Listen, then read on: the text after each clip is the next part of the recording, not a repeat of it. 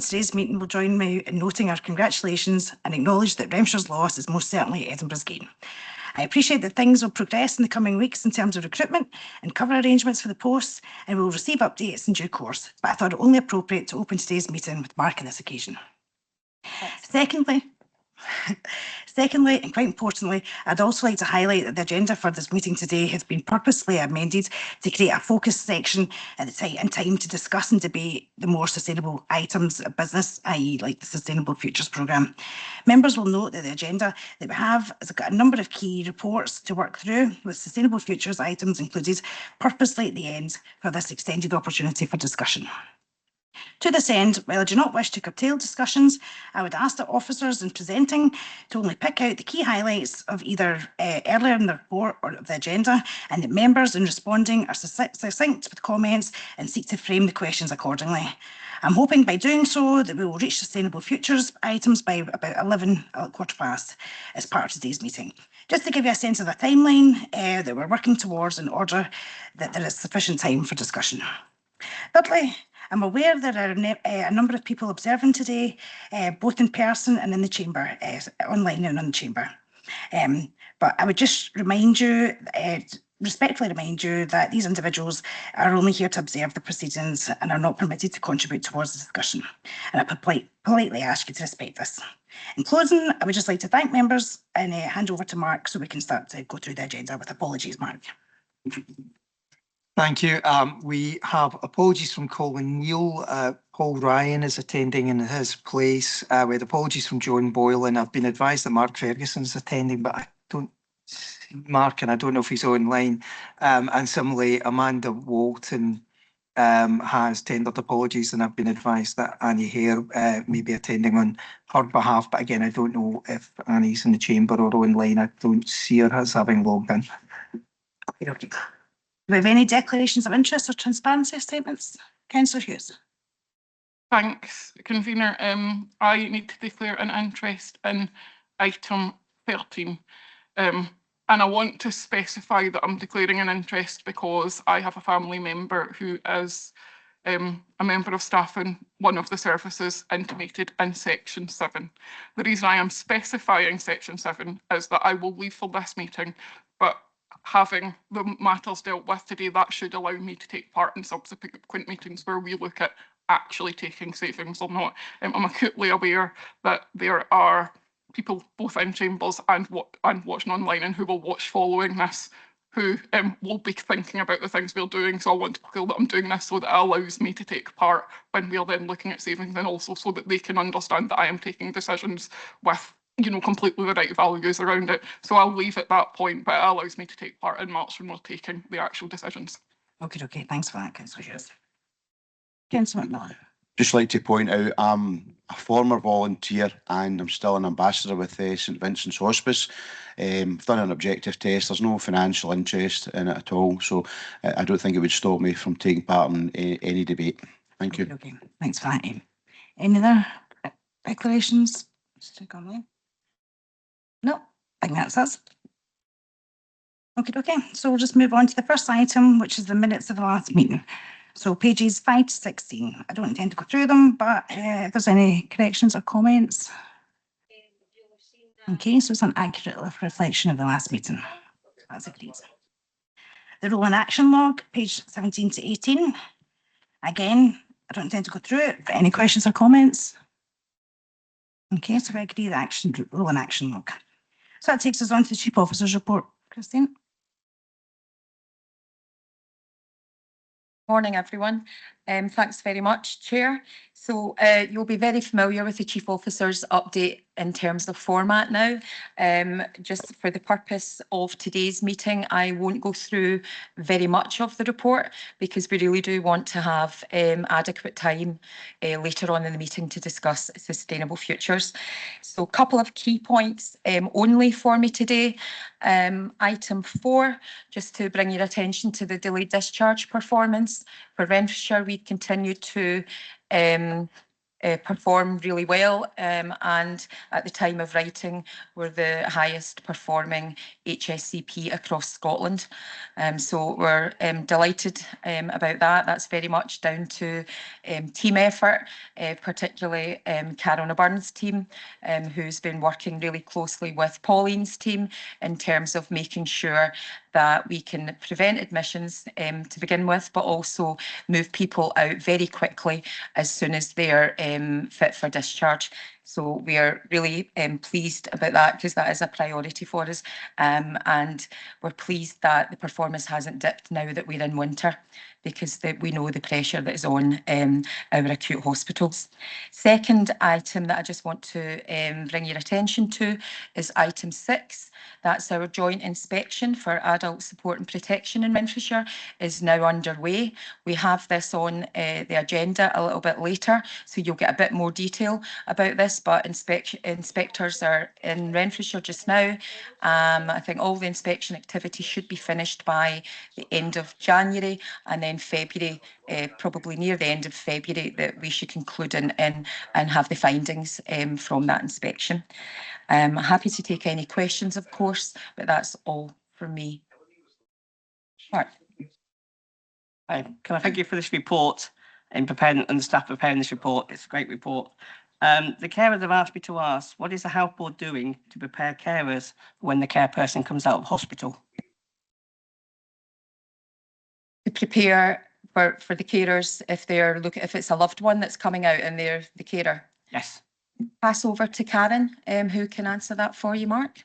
Yeah, Mark, so there's a number of things that happen while the person's in hospital. So there would be, if the person's coming out and requires a degree of support, there would be a social work assessment that would be undertaken alongside the acute staff to try and get an understanding of the person's needs and make sure that the plans are in place. That would always involve family members. So family members would be part of that discussion so that they're aware about the plans for their loved one on discharge, and they would be part of what supports they need to make sure that they are as prepared as possible for the person coming out of hospital. Yes, Ian. Just a couple of points. I think it's always worth noting the success of the delayed discharge performance. Renfrewshire continues to do very well. So, as I've said before, and I think it's always worth repeating, just kind of commend the staff for the excellent work that they do on this. And I think it's also worth pointing out the inspection of services for children and young people at risk. You know, this has been debated a couple of times within these chambers, but again, it's worth noting, you know, the success in terms of their work, and a very good report. And I think that's something we need to be proud of here in Renfrewshire, and how we deal with children, particularly vulnerable children. The last thing I want to mention is the carer support payment. Certainly I would welcome any extra payments for carers. They're the real heroes of our community. The carers, and the number of carers, I can't quote off the top of my head the number of carers we have in Renfrewshire, but it runs into tens of thousands. It's quite incredible, and I think we all know somebody in our family who looks after somebody. But I think it's also worth pointing out that not all carers qualify for any extra financial help. I was at a meeting not so long ago at the Carers Centre in Paisley, and while I was waxing lyrical about the extra money for carers, and then I was quickly reminded that people of a certain age don't qualify for extra money. They're just expected to do it. So I was put back in my place, and quite rightly so. But as I say, I think it's worth noting out, noting that whilst, you know, both governments, the Scottish Government and the UK Government, have certainly moved carers' issues further up the agenda, there are still people struggling on a day-to-day basis doing this valuable work. And I know it's not all about money, but sometimes that wee bit extra money can help you in terms of respite and being able to escape and do other things, or provide extra money or extra things for the person you're looking after. Thank you. Thank you, Ian. And you're absolutely right. You know, I think it's something like £150 a week. You've got to earn less than that to be able to qualify for carers allowance. And again, when it comes to pensioners, when I had my stroke, my mum and dad just turned to pensioners that year, and you know they were still doing the job of caring for me full time, but they weren't getting it. But what you do get now is a top up in their pension credit, so it just goes in a different way. But no, you're absolutely right. I would love if more could be done to that. What I think is important is if carers would be able to access further education and still be able to have carers allowance, because I don't see why they couldn't attend college or university. But right now that's not in place. But that's definitely something that I would be advocating for. But you're right, it's always well worth noting how well we're doing in delayed discharge. So thanks for that. Any other questions or comments? Okay, so we can agree to note Christine's report. Oh, sorry, Fiona. And I just want to acknowledge the inspection issues as well.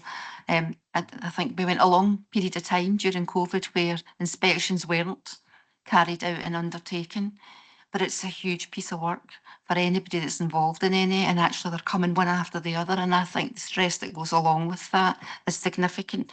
So I want to take time just to thank everybody that's involved. There's some great outcomes here as evidence of the hard work that's gone in.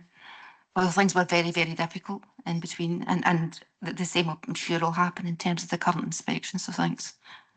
Thank you for that, Fiona. So we agree to note Christine's report. That moves us on to item 4, which is a financial report. I'll hand you over to Sarah. Okay, thank you, everybody. And I think I'll start just by mentioning the draft Scottish budget that was announced on the 4th of December.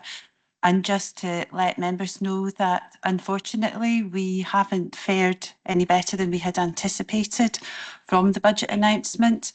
And in fact, the impact of national insurance changes has had a detrimental impact on our estimated gap. Apologies, I've got a bit of a deep throat from having just recovered from COVID, so I do sound a bit strange, so apologies for that. So actually our gap has actually increased from 23 million to roughly 25 million. So whilst we're doing whatever we can to mitigate that, the gap has actually increased, and partly because of that. We'll have the detail of the Scottish budget in the new year and what that actually means for us per pound. But unfortunately, it is not good news for us, and that's the same right across Scotland. So I just wanted to remind members of that, the serious position that we're in. So when I draw myself to today's finance management report, you'll see that the position is actually slightly improved from the previous one, and we're now projecting a year-end overspend of roughly 7.5 million. And members will remember that at the start of the year, we had assumed we'd be roughly 10.7 million of an overspend, and because of that, we have been working very hard as a senior management team to try and pull back any expenditure over the past few months that we possibly could, and we'll work to continue to do that over the final quarter of the financial year. And that means holding of vacancies, slowing down any discretionary spend, etc. We're working to do whatever we can. And the reason for that is because we do not have enough reserves to help us going through into 25-26. So anything that we can do to mitigate any of the expenditure this year will help us going into 25-26. So it's just to highlight that to members today. And I won't go through the report in detail, but there are two areas that I would like to draw everybody's attention to. Firstly is the Enhanced Mental Health Outcomes Programme and the request for members to approve the proposed change in the funding arrangements, and also approve the admin resource transfer of the budget to Specialist Children's Services, which is now hosted by East Dunbartonshire, and that would be from the 1st of January 2025. I won't go into any other further detail, but happy to take any questions on the paper. Thank you. Do we have any questions? Councillor McMillan. Thanks very much. Disappointed in 7.11 reduction in mental health finances. I think we all know that we are in a crisis in Scotland at the moment with mental health, and particularly with young people. That's been highlighted in the media in the last few weeks. And so rather than face the challenge of this problem, what's happened is the money's been reduced. So I think that's not great at all. I was interested in the section on falls at 4.3. I think I might have the wrong paper here actually. when I think about it. Hold on, just give me 2 seconds to get my glasses off so I can see.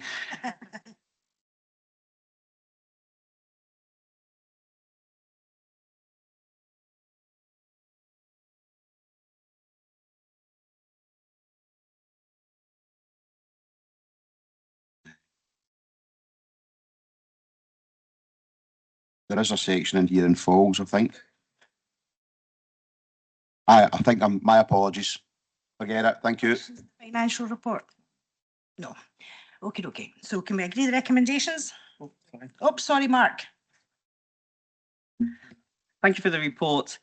It seems on 4.1, we seem to get the impression things are getting better, yet the reports seem to show that, later reports show that we're not getting better, but the carers found that a bit conflicting. The other point is on 6.1, we're looking at the cost of prescribing. Have we actually had a conversation with the Scottish Government to ask for maybe putting the prescription charges in place? Because I know the budget, our budget works like a triangle. You've got the government, the Renfrewshire Council and the Health Board. So have we gone and asked the Health Board for more money? Have we even approached the council? And they have a platform like the council tax to try and raise more money to help with the problem. So as part of the draft budget for this year, unlike last year, 3% has been included, which will go towards the prescribing costs for us. So that's one measure that the Scottish Government are taking. The decision not to charge for prescribing is a Scottish Government policy, and that's not to be changed. There are many discussions with the Scottish Government about prescribing, including the overall contract that we have and the costs associated with individual items. That's ongoing. It's constantly under discussion and Mark. So it is an issue right across Scotland, not just for HSCPs, but also for acute as well, because obviously the costs of drugs are going up and the need for them is absolutely vital. So it's not something that is ever not on the table for discussing. And while you mentioned that the position is slightly better for this year, it is only because of these positions that have been taken that are highlighted in 4.1, and we will do everything we can to try and mitigate costs for the rest of the financial year to help us for 25-26. Okay. Any other questions in the financial report? Okay, can we agree the recommendations? Great. Okay, that takes us on to item 5, which is the annual performance management benchmarking report. Francis? Yeah. Sorry, you had your hand up. Oh. Thanks. Okay, this paper benchmarks Renfrewshire against a core set of 20 national indicators, focusing on our performance against the family group. And we use the family group as this is more reflective of our size and population. However, for completeness, you'll note we've also provided our performance against the 5 GGC, Greater Glasgow and Clyde, HSCPs within the appendices.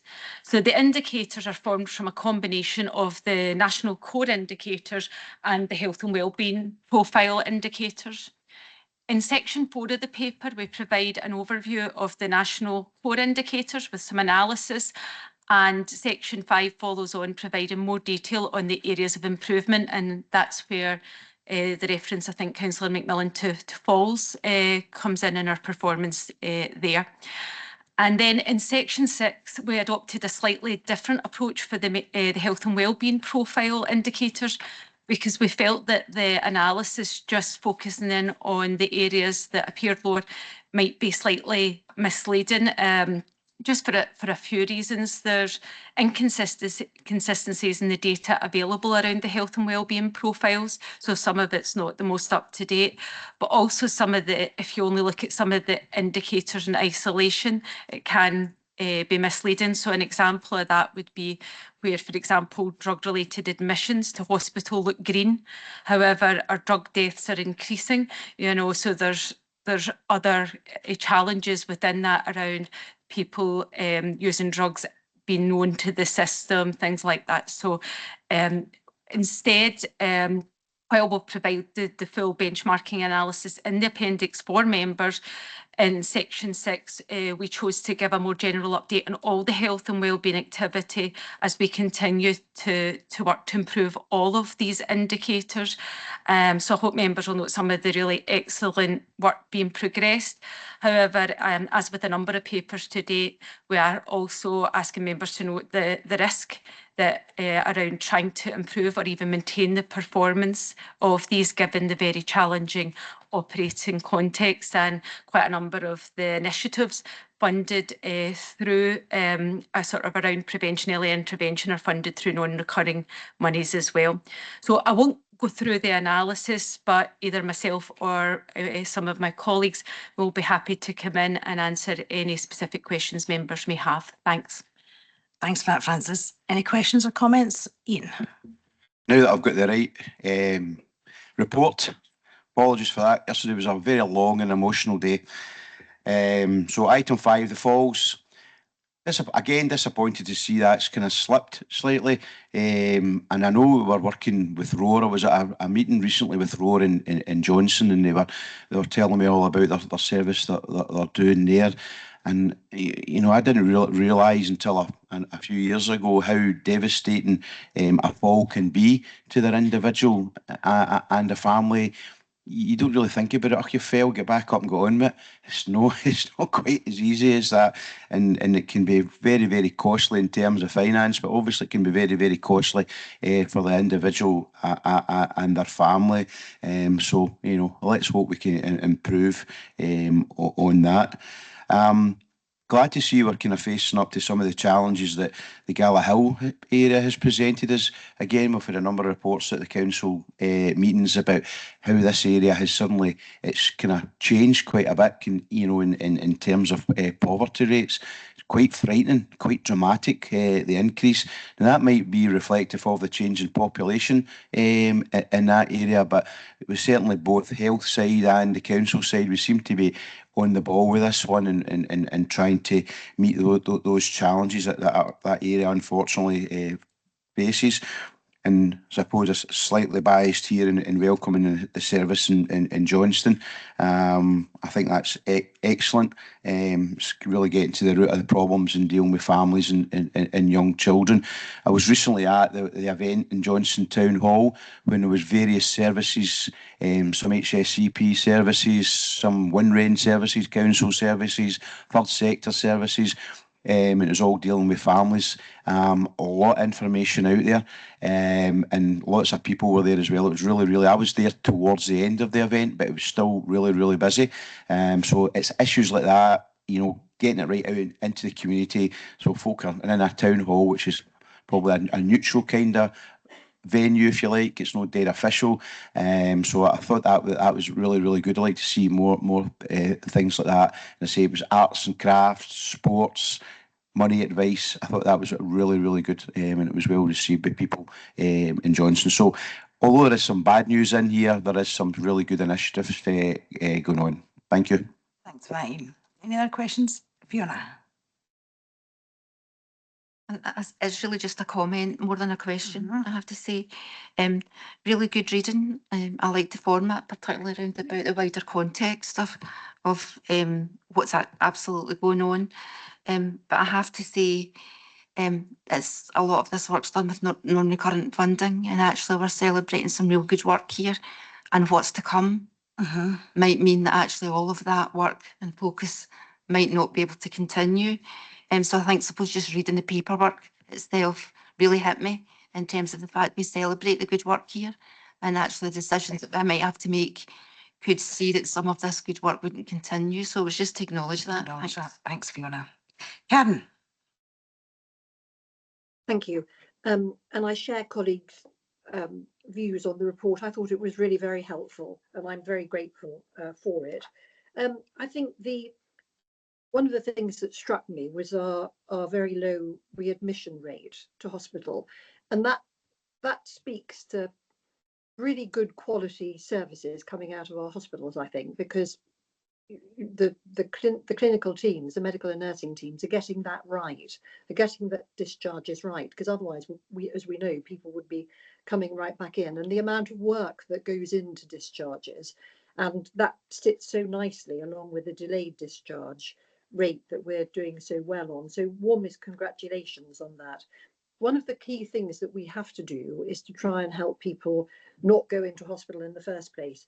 And I'd be interested to know, not necessarily now, Francis, but whether we offer smoking cessation and alcohol treatment to patients who are inpatients, even if they come in without those reasons being paramount. There's a very good evidence base that the Royal College of Physicians produced a report in 2016, hiding in plain sight, on the usefulness of offering smoking cessation treatment to all patients who come in. I don't know if we do that, and I appreciate that money is tight, but we can't sit here and pretend that some of these things are not a good idea and don't exist. You know, we can put them on the table and work to look at, if we don't have them in place, work to looking at how we might do, because that's going to save us money in the long term. What the Royal College of Physicians report found was that within 6 months, people, the reductions in people attending general practice as well as in hospital with fewer respiratory conditions made an enormous impact on caseload. So some of these things are really useful, and individual patients as they are, and then members of the public, you know, when they go back home, really welcome them. I met a number of people in England who'd gone through the services, and they were really good. So I would urge us to at a time of real mental health problems, that too, of real financial health problems, not to think that we can't do anything, but to start to think differently. And that clearly is what the IJB is very good at, about how we use the money we've got. Thank you. Thanks for that, Karen. Thanks, Karen. It was just really to say I can check with our acute colleagues around smoking cessation and colleagues in health improvement at the board. I'm only familiar really with the smoking cessation work that we do within the community, so I would really need to check what happens with inpatients, but certainly I'll follow up on that and get back to you. Thanks. Okay, thanks for that. Any other questions? Okay, can we agree to note the report? Okay, that takes us on to item 6, the joint inspection of adult support and protection in Renfrewshire partnership area. Thank you, Chair. I'll pick up this item. As Christine said in her Chief Officer report, we received formal notification from the Care Inspectorate on the 18th of November of the intention to inspect Renfrewshire in terms of adult support and protection. The inspection is now underway. It started in the 2nd of December with the opening of the staff survey. I don't intend to go into lots of detail around it. Suffice to say that we had already been preparing for the inspection and have been for quite some time. The inspection really is a continuation of the original inspection, which started in January 2020 and commenced to the file reading stage on the 18th of March. And then, as we all know, obviously COVID hit and we had to stop the inspection. So the inspection are picking up from the progress from the original inspection in 2020, and as a result it is a slightly reduced inspection. However, the work will still take us over a period of 18 weeks.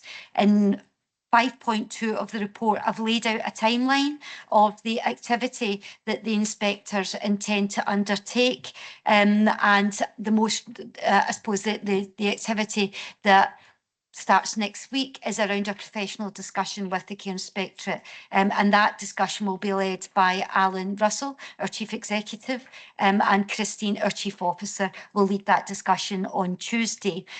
Staff have been working very hard in terms of preparation for inspection, and we have had very good feedback, as we've recognised from our multi-agency child at harm inspection, and we intend to build on that progress. But happy to take any questions from anyone. Okay, thanks for that, Karen. Any questions? No, so we agree the recommendations. Agreed. Okay, that takes us on to item 7, local child poverty action report. Thank you. Every year, each local authority, along with their associated health board, must jointly prepare and publish a local child poverty action report. And this report describes the measures taken in that area to reduce child poverty and improve outcomes for children living in poverty. And the plan must also set out future planned actions. So the report which we've provided as an appendix has been approved already by Renfrewshire Council and also NHS Greater Glasgow and Clyde. So it's really brought today for IGB members to note. I think the report helpfully illustrates the excellent partnership working in Renfrewshire and the work done not just by the statutory partners but also the role of the third sector within this. Within section 5 of the cover report, we've just pulled out some of the examples where we feel that the HSCPs made a really positive contribution over the last year. But you will note that we've already discussed a number of these as part of the benchmarking report. So I won't go into the detail as I'm aware quite a number of folk have already seen this through their respective boards, but happy to take any questions. Thanks. Okay, thanks for that. Any questions? Councillor Hughes. Thanks, Chair. I hate to be the comment rather than a question person, but as a comment rather than a question, I just wanted to comment on the really positive work of both HWC and Stronger Start. I think that people are already engaged with their midwives and their health visitors, being able to direct them is such a helpful thing because it's one less step people have to take when they're already very stressed about things. Obviously, being a new parent is not an easy thing for people. And I also think in terms of Stronger Start, when people have particularly complex needs and also have children, I think that pre-birth support so that they have things in place already is so helpful. It feels to me like just really holistic work that is supporting people without them having to deal with lots of different people to be supported. And I think that's so important when people can be quite overwhelmed. I just think it's excellent work. Absolutely. Thank you for that, Lisa. Any other questions? Yes, Ian. Again, just comments. It seemed a long time since this was presented to the council. And when I read through it again, I was like, God, it was June. It was 6 months ago when we discussed it at the council. My views on it haven't really changed. Like Councillor Hughes, I think there are some great examples of partnership working, and I touched on them earlier on in Gallaghill and in Johnston in the event I was at. I mentioned at the town hall. So there is an awful lot of work going on, but some of the figures are truly staggering. You know, you're 4 times more likely to be in poverty if you live in Gallaghill than you are if you live in Bridge of Weir. And that's incredible for a relatively small authority like Renfrewshire to have that difference between areas that are only, 5 or 6 miles apart. Is truly, really frightening. And again, it's government that's got the levers, both Scottish and UK government. And I suppose if the economy changes and there's more opportunities for people to get back to work, because the bottom line is you can have all these programmes and all the rest of it, but the best way to end poverty is putting more money in people's pockets. And if that's through work, through more opportunities, through education, which opens opportunities for people, but that's the way to go. And in 10 years' time, these kids who are in poverty, what's their life's going to be like? So we have to act now. We have to change things. And so there's a role for education. There's a role from housing. I just got an email this morning from a poor soul that lives within the ward that I represent. She's really struggling. It's just herself and 5 children in a 2-bedroom house in Johnston. And you're like, God, poor soul. So we'll obviously do my best to try and help her out of that situation. But to say, it's a lot of really good work going on. But I think it's, despite what we do here in Renfrewshire, it's a much bigger picture, and it's something that both governments really have to get their act together and sort. Thank you. Thanks for that, Ian. There is such good work getting done locally and nationally. We launched the Thrive Under 5 in Johnston a couple of months back, and that was really good to see. It gave me some ideas of how you can throw a meal together with things in your cupboard that I had never even thought of. I know the Scottish Child Payment is a game changer when it comes to child poverty. So there is a lot of good work underway, and it's important we acknowledge that. So any other questions or comments? Right, if we agree to look at the report, that takes us on to item 8, which is the Renfrewshire HSCP Winter Plan. Thanks, Chair. So members will note that each year the HSCP provides an update to the IGB on the planning activity which is being undertaken to support the resilience of our services over the winter period. We previously discussed on a number of occasions that service demand and capacity pressures are really being seen throughout the year rather than just in the winter period. So this paper again reflects that situation. And as a result, the winter planning that we undertake really reflects the work that we do to improve and develop our business continuity arrangements throughout the year. A key point to note from this paper is that, different to previous years, there's been no additional funding received from the Scottish Government to support core winter planning activities. So the work that we've been undertaking is being delivered within existing financial and workforce resources at a time, as we've noticed with previous papers, that we have significant pressures. Section 5 of the paper sets out the key risks that we've considered in developing the winter plan. And then section 6 of the paper provides more detail on the approach that we have taken. More detail of the key actions is then provided in Appendix 1 of the report. For wider contextual information, sections 7 and 8 of the paper summarise the winter planning which is being undertaken by our partners within the Health Board and the Council, and the joint work that's being taken forward with the HSCP, and which will continue over the coming months. And under next steps, we just note that a wider update on business continuity planning and resilience planning will be submitted to the Audit, Risk and Scrutiny Committee in due course. Thank you. Okay, thanks for that, David. Do we have any questions, comments? Max. Thank you, Chair. Thank you for the report. It's key takeaway in this, I guess, is that there is no additional resource at a time that we know that service demand spikes for a whole variety of reasons. The whole system across health and social care is put under a huge amount of pressure. So it's good to see the winter plan. We've seen other ones, certainly in the health side as well. What I'm keen to understand today is just get a better sense of, we're already in winter, you know, it's here, it's been here for probably, it feels like a couple of months already. How does it feel on the ground around workforce and the resilience within the workforce? And how is that impacting flow of services already? Because we know in terms of respiratory issues, we've already seen what Sarah talked about, having COVID. We know that we're very much in the middle of winter. It's not likely to get much better for some time.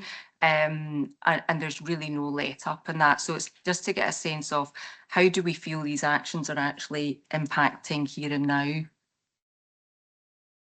Thanks, Margaret. It might be helpful for to hear from some of our operational heads of service who are managing, you know, our frontline staff.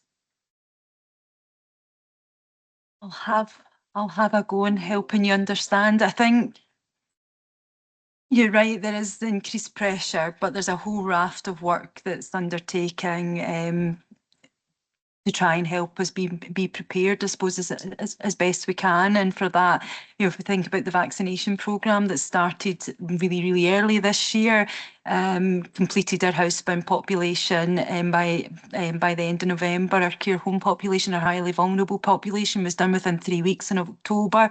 So we're trying to front load.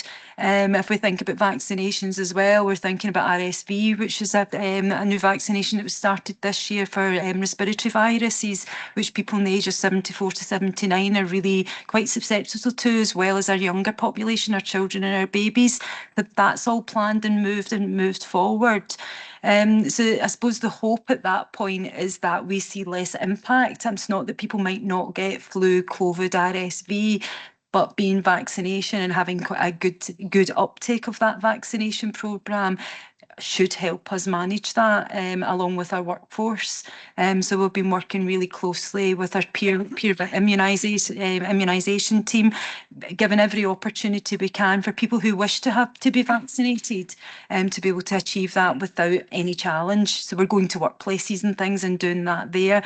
So there's a lot of work in that, and then overlying that, we think about how we manage our teams and making sure that we've got resource on the ground and supporting our team's health and and well-being around that, because it is stressful, and people, this is a really stressful time for people as well, in personal life. So it's really just acknowledging that and making sure that we've got due thought and action within that across our teams and our leadership network.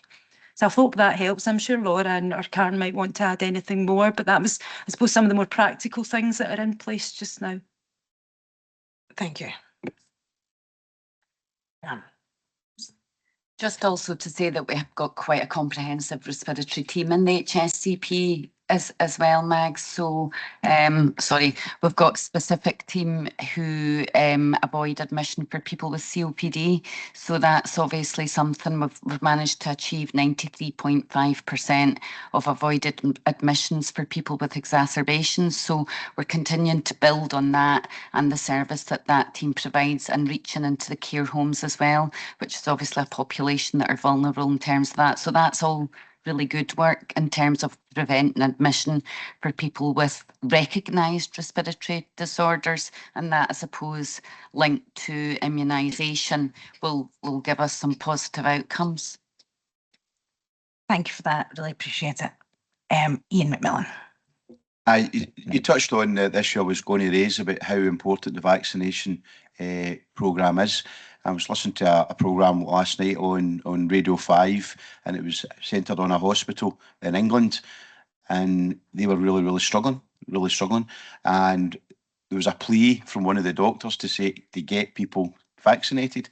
That's the bottom line. And I'm not saying it cures everything. Of course it doesn't. There's still some people. I got my flu jag about a month ago, and I've been struggling with quite a heavy cold for a couple of weeks. So it doesn't cure anything, but it means probably I've been prevented from going that wee bit further in terms of a flu. So it's really important. And it always worries me when I speak to kind of my friends and they go, I'm not born, I'll be fine. And you're like, no, you're entitled to it. Go and get it done.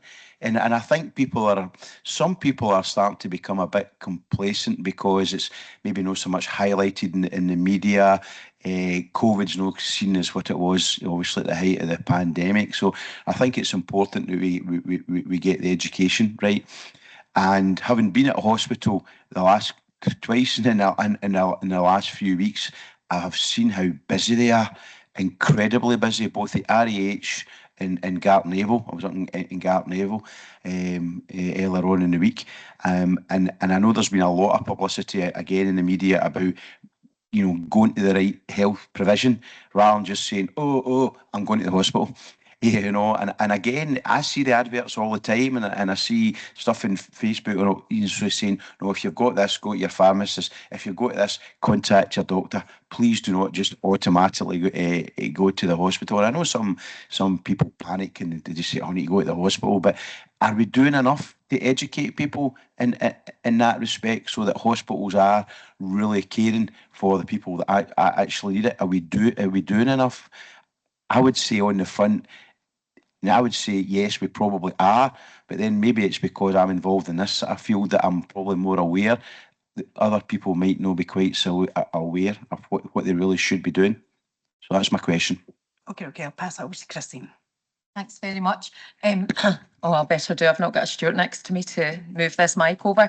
So I think that's a really good question. Are we doing enough? Certainly there is a very extensive comms strategy from Greater Glasgow and Clyde around going to the right place. And you've touched on some of that around, making sure that the public know that of what pharmacies can now provide, and a whole range of different, rather than just thinking that you have to go to a hospital or indeed you must see your GP.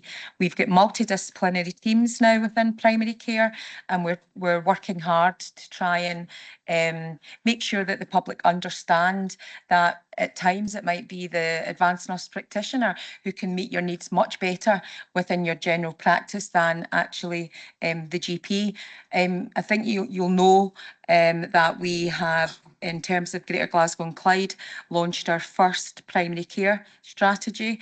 That was signed off at the board in April, and much of that is around raising the public's awareness around what's out there, what services can help meet your your needs very quickly, rather than, you know, the default position of your GP or your doctor. So we're working through that. There's a number of actions in the first year, and that's not just Renfrewshire, that's across Greater Glasgow and Clyde, but Renfrewshire lead on it because we host primary care. Thanks for that, Christine. Any other comments? Okay, can we agree to note the recommendations? Takes us on to item 9, which is the Chief Social Work Report. John Traynor, where are you? Oh, there you are. Thanks, Chair. Chair, I'm conscious of business today, so I'm not going to say too much about the report. It's a statutory report that I'm required to produce each year. It was first presented at Council and then comes to the IJB for consideration. Pages 172 of your papers cover in the main the adult social work and social care section of the report. But that's not to say that the rest of the report's not relevant. There'll be issues within children's services, within justice that impact on the adult services. I'm happy to take questions. I would just like to take the opportunity to express my thanks to Christine and her team, because I have a role in terms of offering professional advice and hold, in some senses, the team to account for professional social work standards. And the team are always very open to that, and I appreciate it because it makes my job easier, that they take that challenge in a positive way. I'd also like to thank all of our social work staff in the Health and Social Care Partnership who every day provide services in very challenging circumstances, to our residential care and our home care staff, to our daycare staff. We should acknowledge those contributions, and I'll take questions if there are any, Chair. Thanks for that, John. I would just like to thank you and your team because, you know, you did a fantastic job, and it's testament when we get these reports in front of us. I appreciate that you acknowledge whenever there is a satisfactory that you would like to improve in that, and you put the steps in place to do that, John. And I always like how you end it in a little nice poem. So thanks a lot to you and your team, John. And Councillor Hughes has got a hand up. I'm aware of time. I'll just add to that briefly, Convener. I don't have any questions because, as John stated, I've seen this at Council already and commented on it. But this is one of my favourite reports we get every year. A lot of the subject matter of the report is quite difficult, but I think you can see the people in the report, you can see the needs of the people in Renfrewshire, and you can see how our teams support them. And I think that's really important. John and his team do a real breadth of work, and it's excellent. So I just want that noted. Agreed. Ian. Thanks. Yeah, I too read through this report a few months ago, and as always, it's a fairly good read. Although the subject matter is pretty grim at times. Now, on page 181, I love these pie charts. Dead simple, so that people like me can understand what's going on. And when you see the figures that are spent throughout the services, there's one sticks out at me, and that's addiction services, which is less than £1 million. And I don't. This is not a loaded question. It's just a genuinely interested. John, do you think that's enough money to help us face the challenges that addiction, the problems that addiction have in Renfrewshire? Thanks. Thanks, Councillor McMillan. So I appreciate that's not a loaded question. The amount of money we have for addictions is not adequate. I would like more. I think our addiction services would like more, but we have to work within the constraints of budgets. The budget allocation goes through difficult discussions every single day. But those are for the specialist addiction services. So there are other services that will complement the work of our alcohol and drug recovery services, but that's very specific money. But like every single area, it's challenged. The demand is great. The staff there do a phenomenal job in very difficult circumstances, but we do have to work within the bounds of the budget that we're allocated. Okay, right. Any other questions, comments? Right, so we agree the recommendations and move on to item 10, which is Public Bodies and Climate Change Duties Annual Compliance Report. Yeah, that's me again. Thanks. This is another statutory report. Every year IJBs are required to prepare a report setting out how we comply with climate change duties, and it's to be submitted by the 30th of November each year.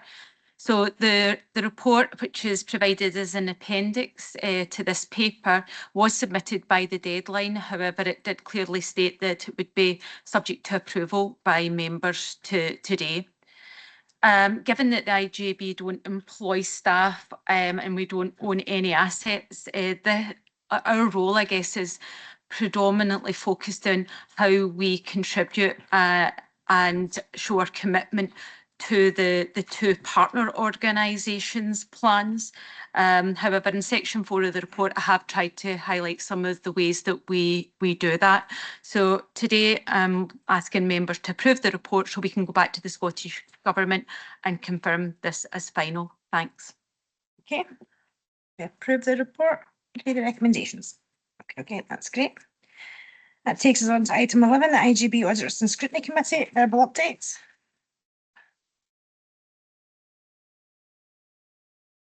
Thank you, Chair.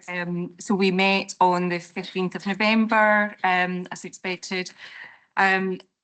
Standing business of that meeting includes an update from internal audit and our risks and issues registers. There were no particular items to escalate for the IGB in that.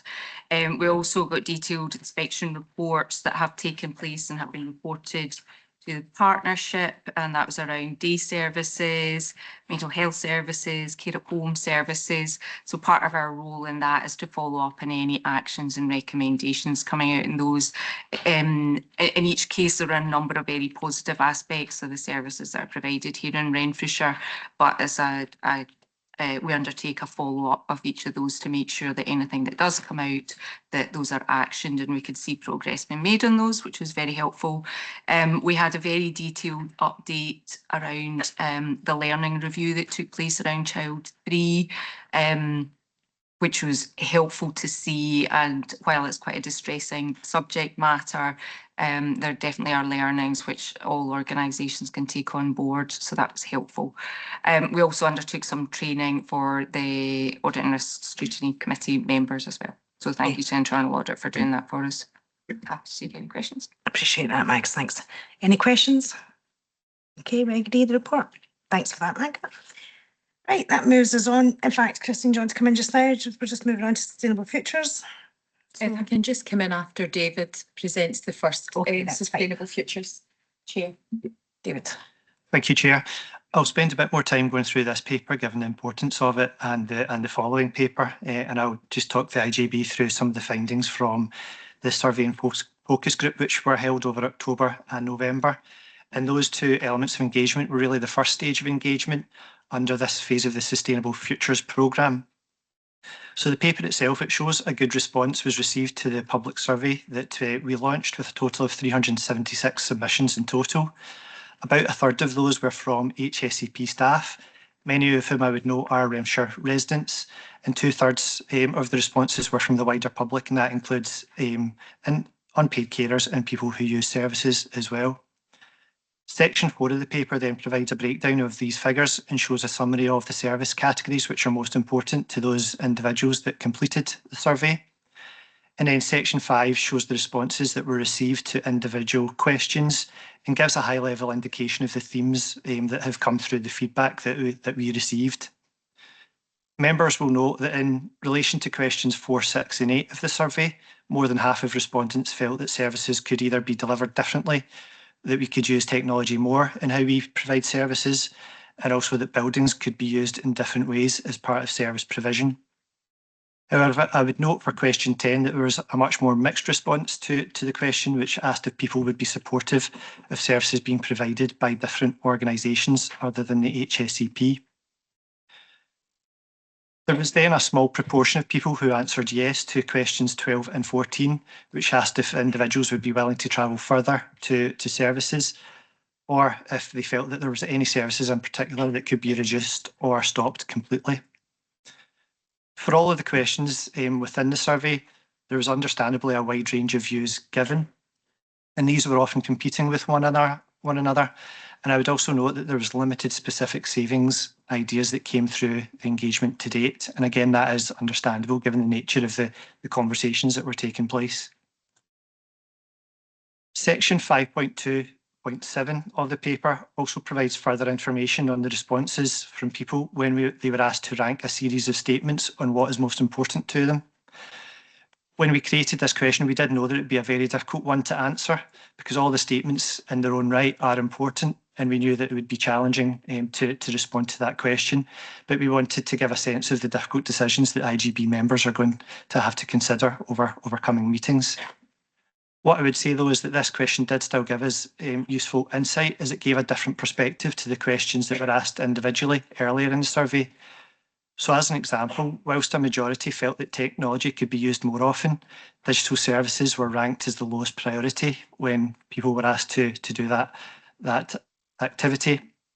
And also, whilst 40% said that it would be happy for other organisations to provide services, so less than a majority, services being delivered by health and social care services was only ranked 9th in the priority list, so it gave a different perspective for us to consider. Section 6 and 7 of the paper then cover off an overview of the 8 focus groups that the HSCP has run over October and November since the last IGB meeting, and again it summarises the key themes that have emerged from those discussions. It also shows the ranking activity that attendees at those sessions were asked to undertake, and it shows that there is some variation in person where people had different kind of preferences as to what was important to them in those sessions. Section 8 of the paper also provides an overview of the feedback that we received from those that came along to the focus groups, which were overall were well received, and attendees felt that the sessions were informative and helpful.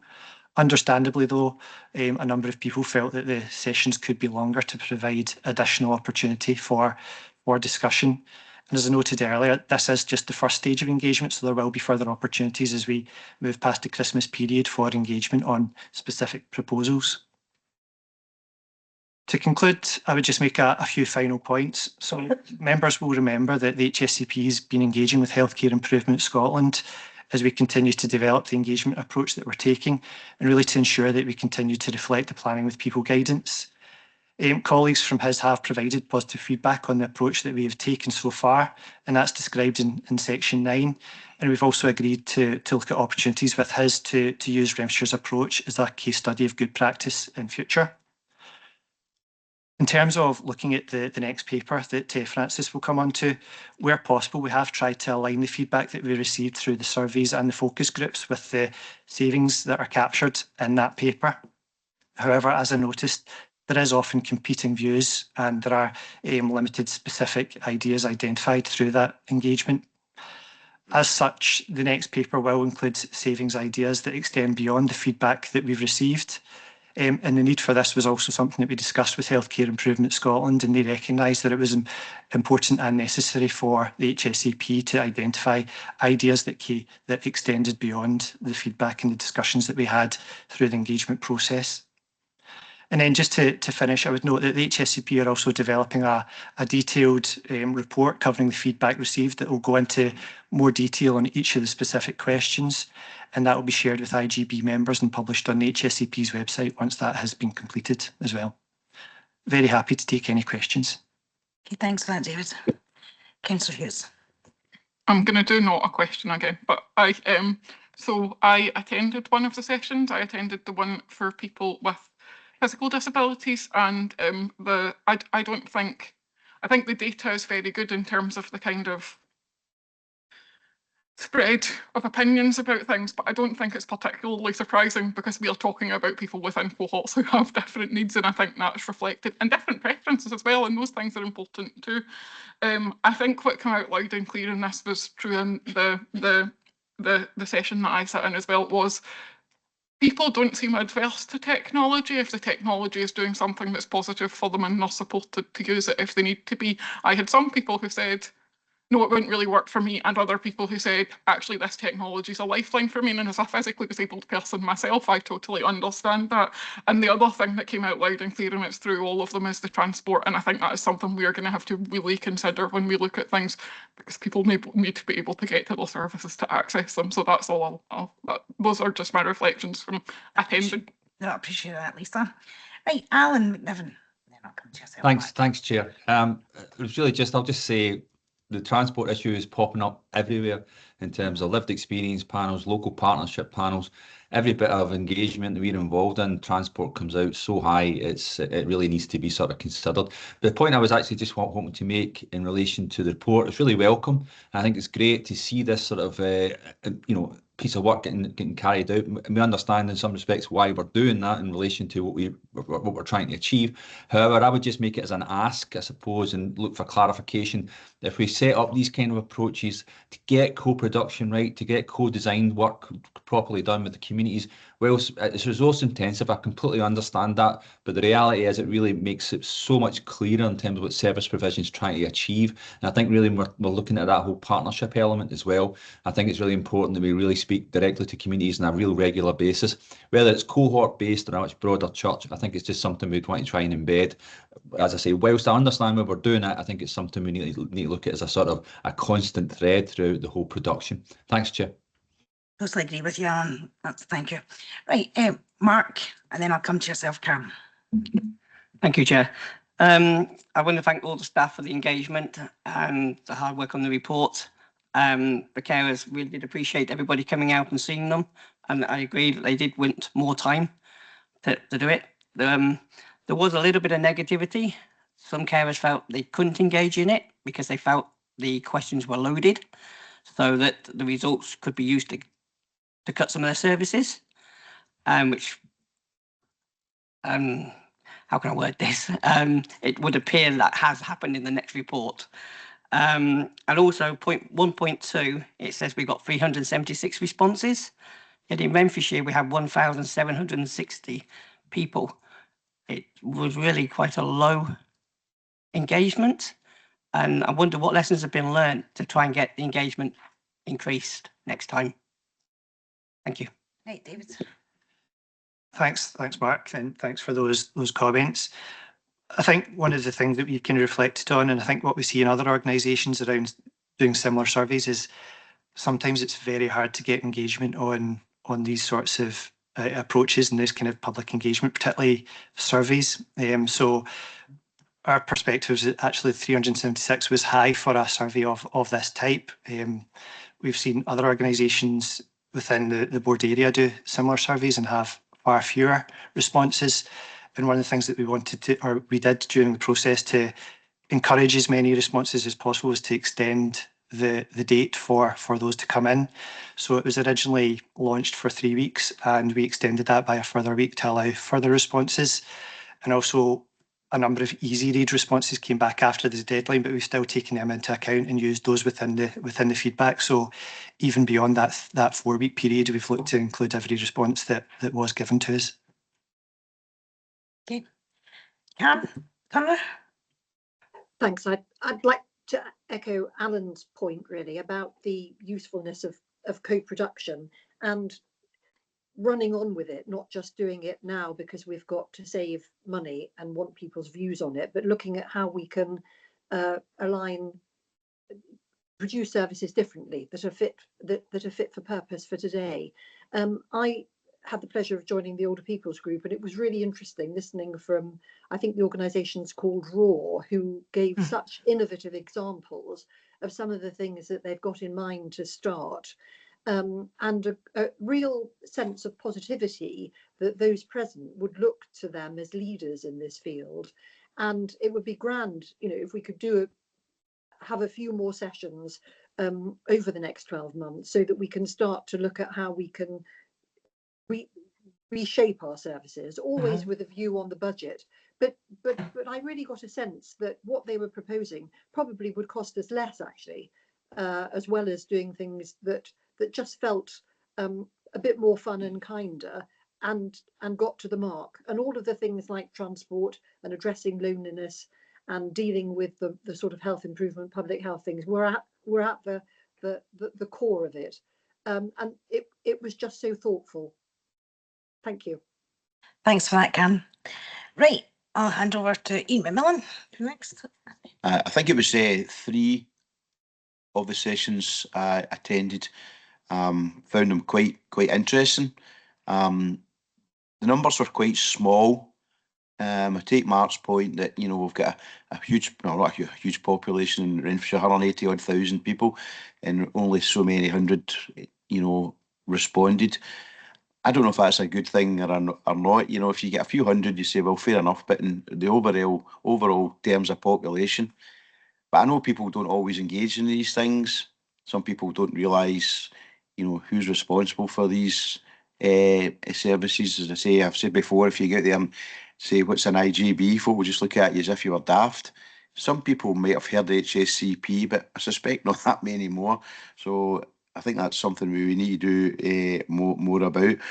Certainly was interested in technology, and I think as people are, I know people are getting older. Of course, we're all getting older, but there's more and more people who have experience of technology than say 10 years ago. I remember at first when we spoke about technology coming into social work sort of services, some people were absolutely horrified. I don't see that so much now. There will be a certain age group who will still go, oh no, I can't cope with that, and I'm not very sure how it works, and I'm not that confident, and I would just want to deal with people. But there are more and more people who are embracing it, if you like, if that's the right expression. What came out loud and clear, and it's been touched on several times at these meetings, was the cost of prescribing. And I know that's not the total answer, but that's part of the answer about some of the own financial challenges that we have got. And I think we certainly can do better in terms of prescribing. But I think that was common across the three sessions I was at, which was quite interesting. But I suppose you can never get this right. You know, I remember last year we had some meetings which were quite fraught, you know, quite difficult for everybody to deal with. These were better managed, if you like, but at times I thought they were a bit too sanitised. So I was a wee bit, not uncomfortable at the meetings, but I just thought it was a bit nicey, and there wasn't enough challenges going on. I don't want to abuse or anything like that. I don't want to see meetings like that, but I don't know if there was enough. So I said, well, why are you doing this, and why can we not do this? I don't know if there was enough of that. Later on, or the next paper, when we're maybe making more kind of crucial decisions, and it's maybe a wee bit more real to people, you know, maybe you'll get kind of more robust, if you like, challenges in conversations. But I'm pleased that the engagement is still going to be ongoing. We're not doing this today and that's the end of it. There's still going to be more discussions, and hopefully I'll be able to get to as many as I can, because that's the bottom line. You know, we're here to serve the public, and we need to hear their views, and their views are important. Thank you. Okay, thank you. Kath. Thanks, Chair. And just to echo, thank you for the report, and really encouraged to see the level of engagement and also the positive feedback from Healthcare Improvement Scotland about the method and the approach that was taken. 2 points that struck me when I read the report was the ranking and people's preferences around budgetary decisions, and that to meet the needs of those in greatest need, and then also a prevention approach and early intervention. So those were the two factors that, for me, as we go into the next discussion, that, you know, holding front of mind, and that what local people are saying is important to them. Absolutely. Thank you for that contribution, Kath. Any other questions? Down line. Okay, so we can agree the recommendations on page 206 and move on to Sustainable Future Savings Ideas for IGB consideration, page 218 to 242. Okay, so who's just leaving?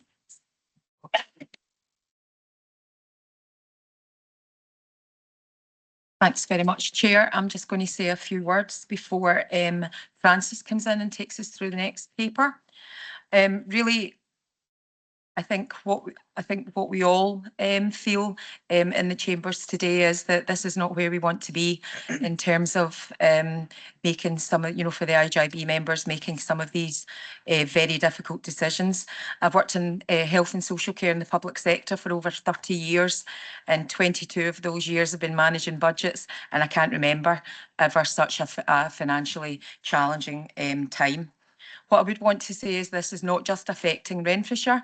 This is a national issue. Every IGB around Scotland have significant budget gaps alongside increasing demand for both health and social care services. As you know from previous IGBs, officers were charged with identifying savings ideas for the IGB to consider to support setting a balanced budget. None of us want to be in this position, but what I would want to stress is the risk of going into financial recovery is a bigger issue for us if we don't have a budget in place. That's a greater risk for the people that we serve within Renfrewshire. Identifying savings in a planned way is a better way of doing this. I know it's not something that any of us want to do, but it absolutely is a better way to go into that in a managed way. And like Kath, I'm really pleased around Health Improvement Scotland's feedback. We try our hardest to get this right in terms of engagement, but I was pleased with their feedback, and not so pleased that they want to use the video as a good case study, but we'll just need to live with that one. Francis is now going to take us through savings ideas based on what was agreed at the IGB. And just as a reminder, that was around, for an equitable approach, that was looking at 10% savings targets on influenceable budgets across the services. So I'll pass to Francis now. Okay, thanks, Christine. So before presenting the savings ideas identified in this paper, I just wanted to highlight some really important context that I'd like members to consider when the savings are presented.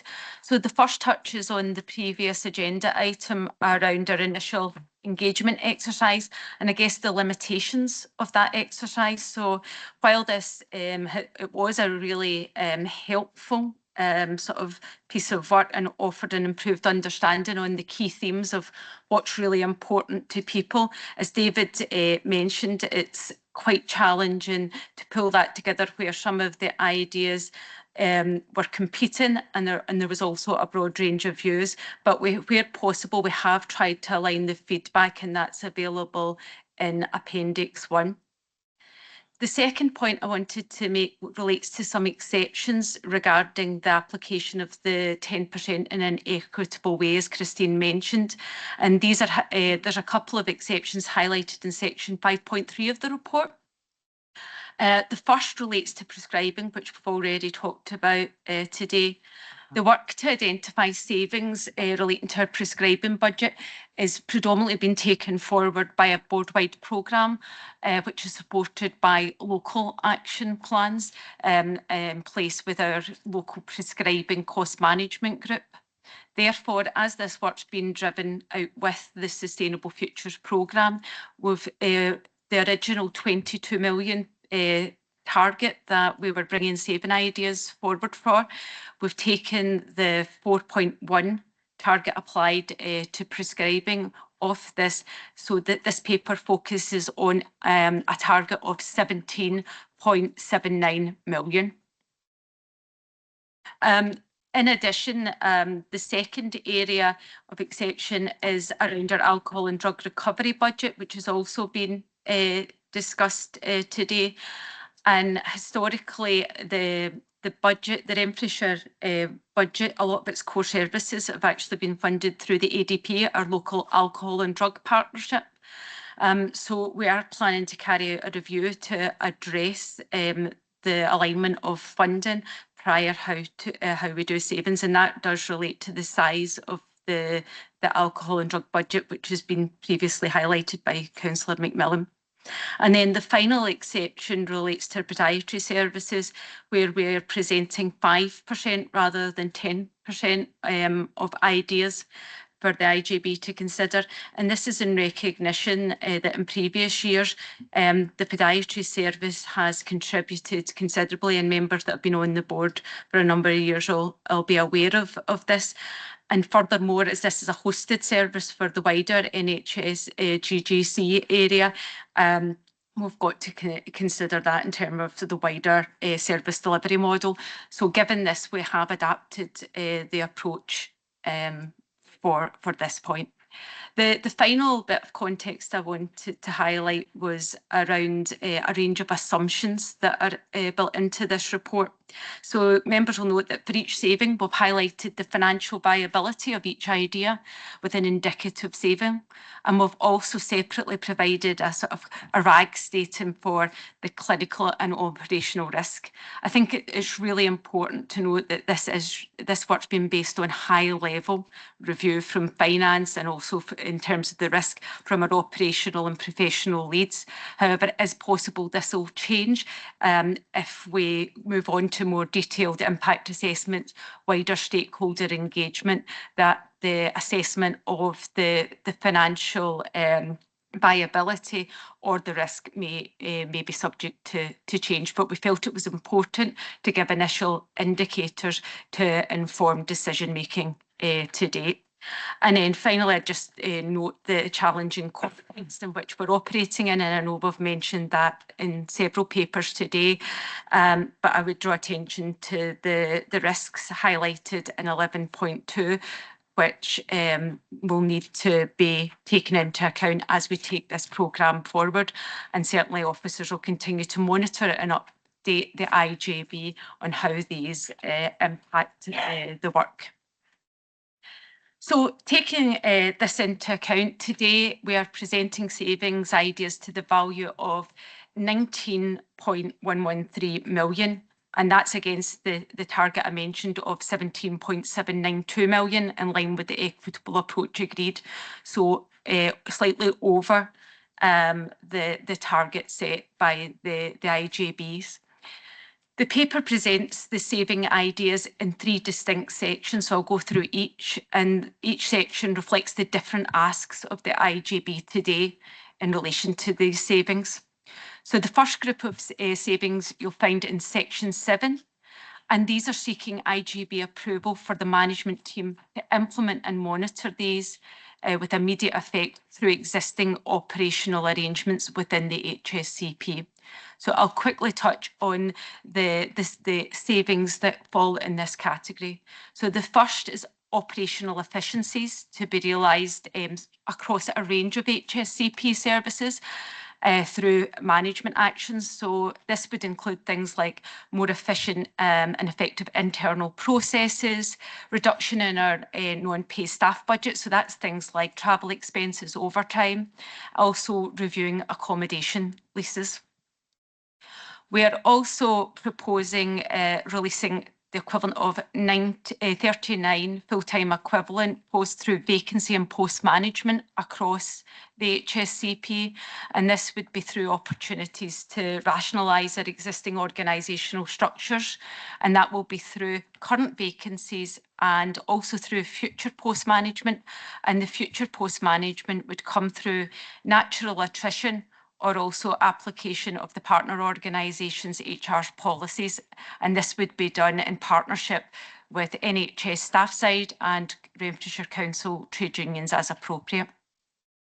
We've also highlighted contract management savings to be delivered through efficiencies and decommissioning contracts, which have been identified as our annual sort of business usual review of operational commissioning and procurement activity. So we've not shared within the paper the detail of these, as it is commercially sensitive as discussions are ongoing with providers, but members have been briefed on the detail of these. There are also a number of proposed redesigns, and these relate to internal structures in order to drive efficiencies, revise roles and responsibilities, and remove duplication where possible. It's important to note that within the redesigns within section 7 are proposals that are not directly planning to change the frontline delivery model. So these relate to care at home, where we will look at a rationalised organisational structure, a review of our nursing structures with opportunities for enhanced integration across the teams, the merging of our community mental health teams into a single service, and the redesign of our primary care support delivery structure and staffing. Once again, these would be carried out in line with partner organisations' HR policies and in partnership with our staff we'd still align with planning with people in terms of how this impacts our staff, NHS staff side, and our council trade unions. We're also proposing a review of our care packages in line with existing eligibility criteria. So this would not change the criteria. It's more about more robustly applying the existing criteria consistently across our services. And also we want to address some historical packages that are still in place where the individuals have low and moderate needs. So we would look to stop those. And then the final saving within Section 7 relates to charging.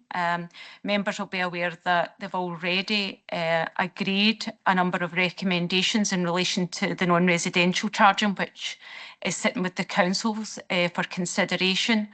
But we've also highlighted in 7.16 further savings through the recovery of income from the Health Board and HSCP for HSCP, other HSCPs for services we've locally delivered. So a number of these are really operational actions that we tend to do year on year. The second group of savings are set out in Section 8. And these are ideas that today we're asking the IGB to agree that can be further developed and engaged on, with a view to us bringing these back to a future meeting for IGB members' consideration. These include a range of proposed service redesign, and they are set out in 8.4. And I'll just quickly go through these. The first relates to our day services and a planned redesign of our older people physical disability and learning disability day services to move towards a more integrated model. And this would look at incorporating both community and complex care hubs with a clear access policy. The next relates to learning disability respite. And this would be through applying a more equitable approach to service provision, as there is currently quite significant variation, which is not always clearly aligned to need. And there is an opportunity here that this in turn could free up some capacity to allow some of our service users who have out of area placements to come back into Renfrewshire and have their care in Renfrewshire. We're also planning a review of the care at home and district nursing overnight services. So that whilst these services are already co-located in the same building and work closely, we think there's an opportunity here to further develop that and actually have more integrated processes in how they work and have a sort of true hub model approach in place. The final redesign relates to health visiting, where we plan a review of the current health visiting data, learning today, and the outcomes from the national evaluation of the universal health visiting pathway. And we would do that with, like the others, with staff side professional leads to inform a review of the structure, and also for a view to, with a view to looking at the skill mix and the delivery of the universal pathway going forward. The next within this section, Section 8.6, seeks permission to further explore proposals to close a number of services. These are services which are not mandated, not statutory or registered with the Care Inspectorate. For each, we would be asking members to further develop impact assessments, engage with stakeholders to inform future IGB decision making. The services being proposed for IGB consideration are the FlexiCare, which many members will be aware of, is an informal learning disability service providing social and leisure support for individuals who receive about between 1 and 3 hours of weekly support depending on their assessed needs. So as I mentioned, some members are aware of this proposal as it was previously brought forward, but given the limited alternatives available in the current challenging financial position, we felt this had to be brought back for consideration again. The next service is Autism Connections, a service which offers short and time-bound advice and peer-led support for autistic adults. So this service provides multi-agency training and information and can support individuals to develop personalised autism profiles to assist with the other agencies to support them appropriately. We're also looking at the assertive outreach model, and this is not a distinct service, but part of our community integrated learning disability team, and was developed only a few years ago, which it created some additional staffing posts to provide increased capacity to support the implementation of the 2018 Coming Home report.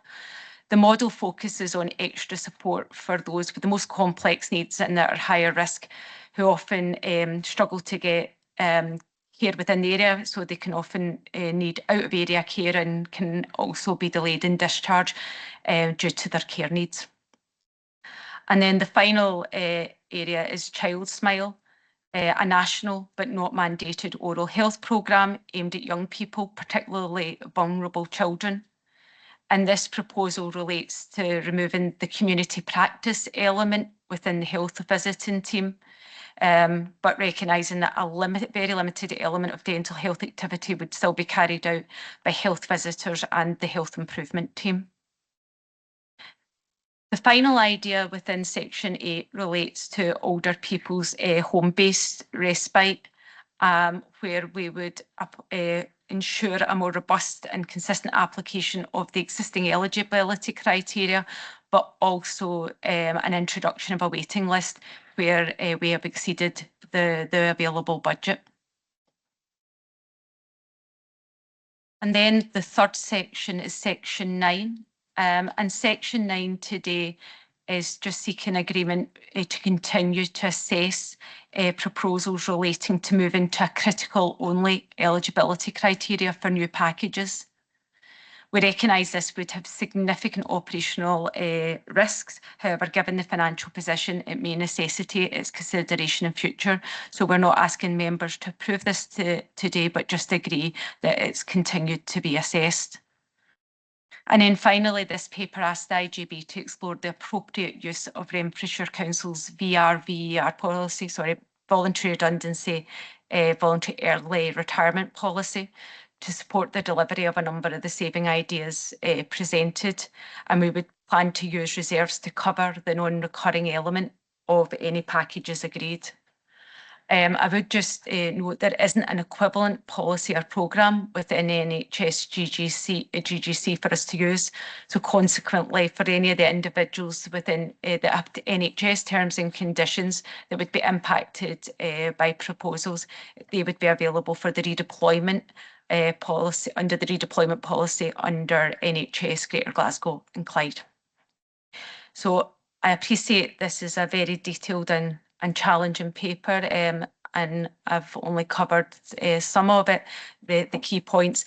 So either myself or the other heads of service for their areas would be happy to come in and answer any questions. Thanks. Thank you for that, Frances.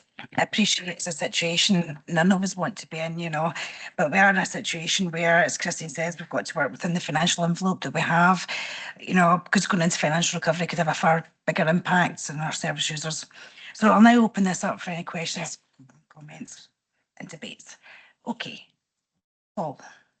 Thanks. Can I ask a couple of questions? Christine mentioned about financial recovery, and you painted a scenario where you exhausted all your reserves. What would that mean in practice to the running of the HSCP? And can I also ask, what are your statutory responsibilities in respect of the care packages? So I'll probably start answering that question, Paul, with the help of Sarah.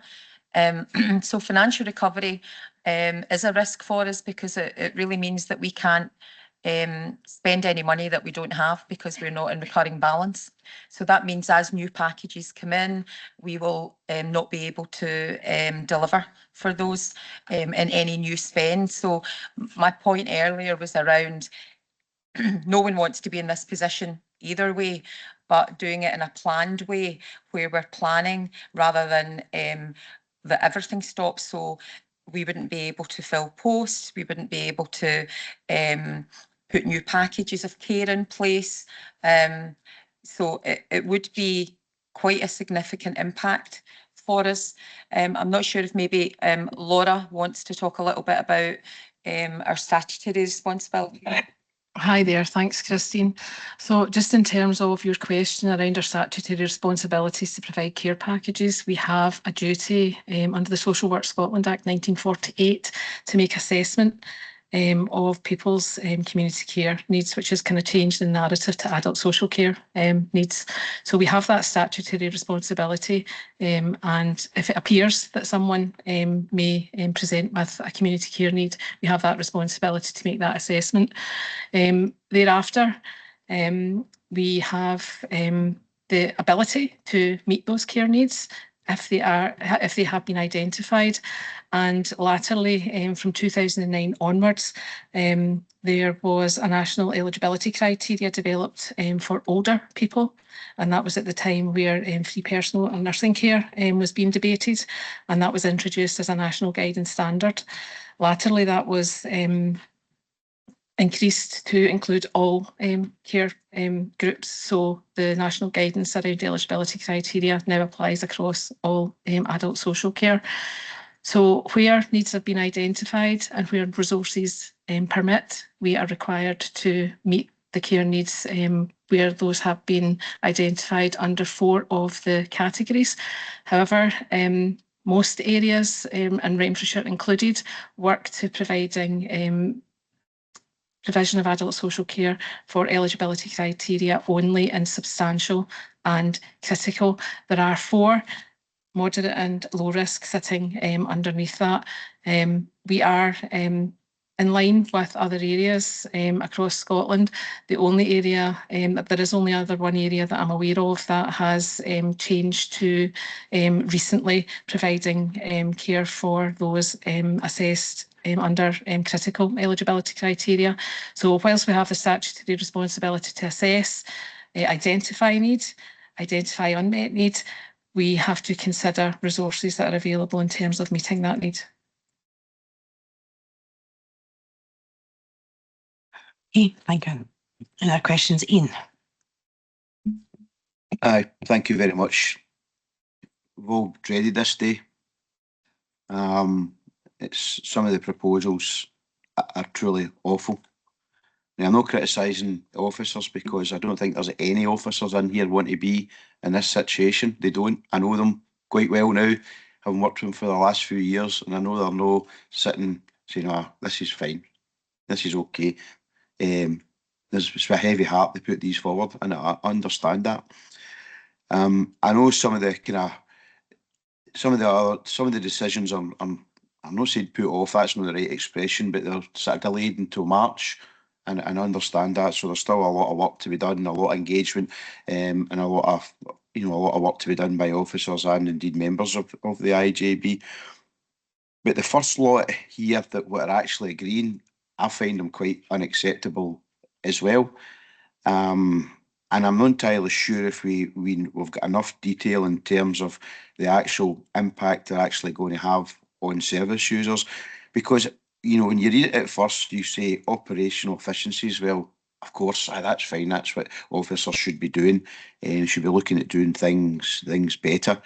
Vacancy management, absolutely fine. Again, we can move people about and people can get made redundant and all the rest of it, can do these things. It seems on the face of it fairly harmless, but of course it's not. It's experienced staff leaving with all the knowledge that they have is lost. It's gone forever. The other issue I'm concerned about is the rolling review of care packages. We've got an ageing population, and I'm worried we're only really concentrating people who have got critical need. What about people who are way below that? Well, because they're not going to be getting the same level of care, will they end up being critical as well? So are we putting, I don't want to be alarmist, but are we putting people at risk? Are we putting people in danger? So I'm not entirely sure what the impact is in this first section that we've been asked to agree today. I'm not entirely sure what the impact is on service users.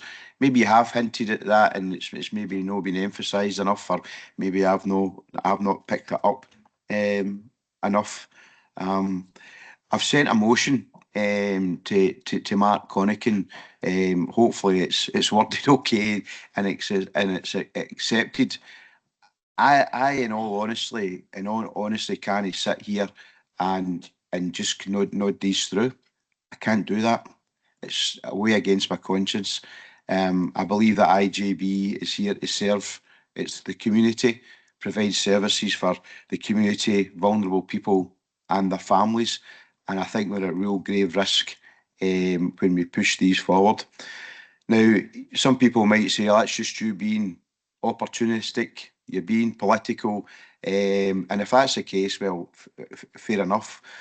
But I would caveat by saying that the Scottish budgets have not been concluded as yet. I mean, we know we get that big announcement last week.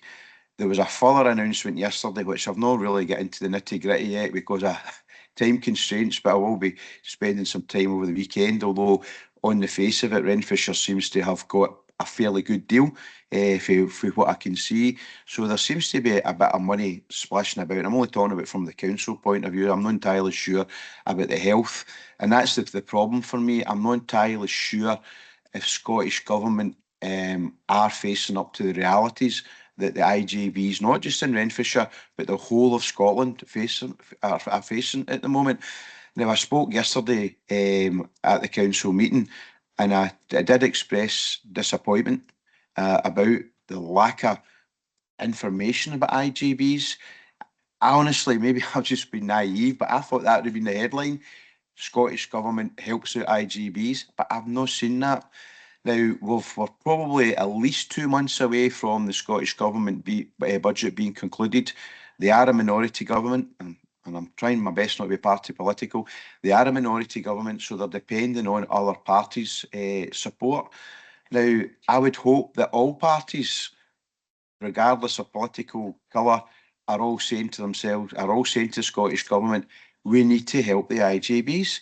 We can't let Renfrewshire, Stirling, Edinburgh, wherever, all have these massive, massive cuts. It just cannot happen. It cannot be allowed to happen. So once Mark hopefully sends out a motion, I'm asking for a seconder. If I get a seconder, fantastic, and it can go forward. But basically, on the motion, what I'm asking is for any of these proposals at Section 7 to be put on hold and not to be implemented right away. For us to allow us at Section 8 to still go ahead and have a look at it and have public engagement. So I'm not asking for the process to be halted, but what I'm asking is at the back of our minds, we need to be mindful that things may change with the Scottish Government. They may find the money. They might have to go down the political road as saying, well, if we get this budget through, we need to help IJBs. So I'm asking for that, and I know that it might not happen. I might not get support today. The Scottish Government might find money for other things, other political parties that might not be up there, up at the top of their agenda, IJBs. But I'm certainly asking for us at the moment. I'm not asking for it to be held forever, because I know that time's marching on. But we have got a couple of months before we know exactly what the Scottish budget is. So before we go ahead and agree these horrendous cuts to people's services, I'm asking for support for my motion. Thank you. Before we deal with your motion, can I bring Laura in just to answer a few of the kind of comments you were talking about with regards to, I mean, we're currently at substantial to critical. We're not at critical yet. There's talk about critical if the savings can't be made. And as you say, it could be a precarious position because we could have people very suddenly going from substantial to critical. But Laura, you can maybe talk a wee bit more about that just before we deal with this amendment.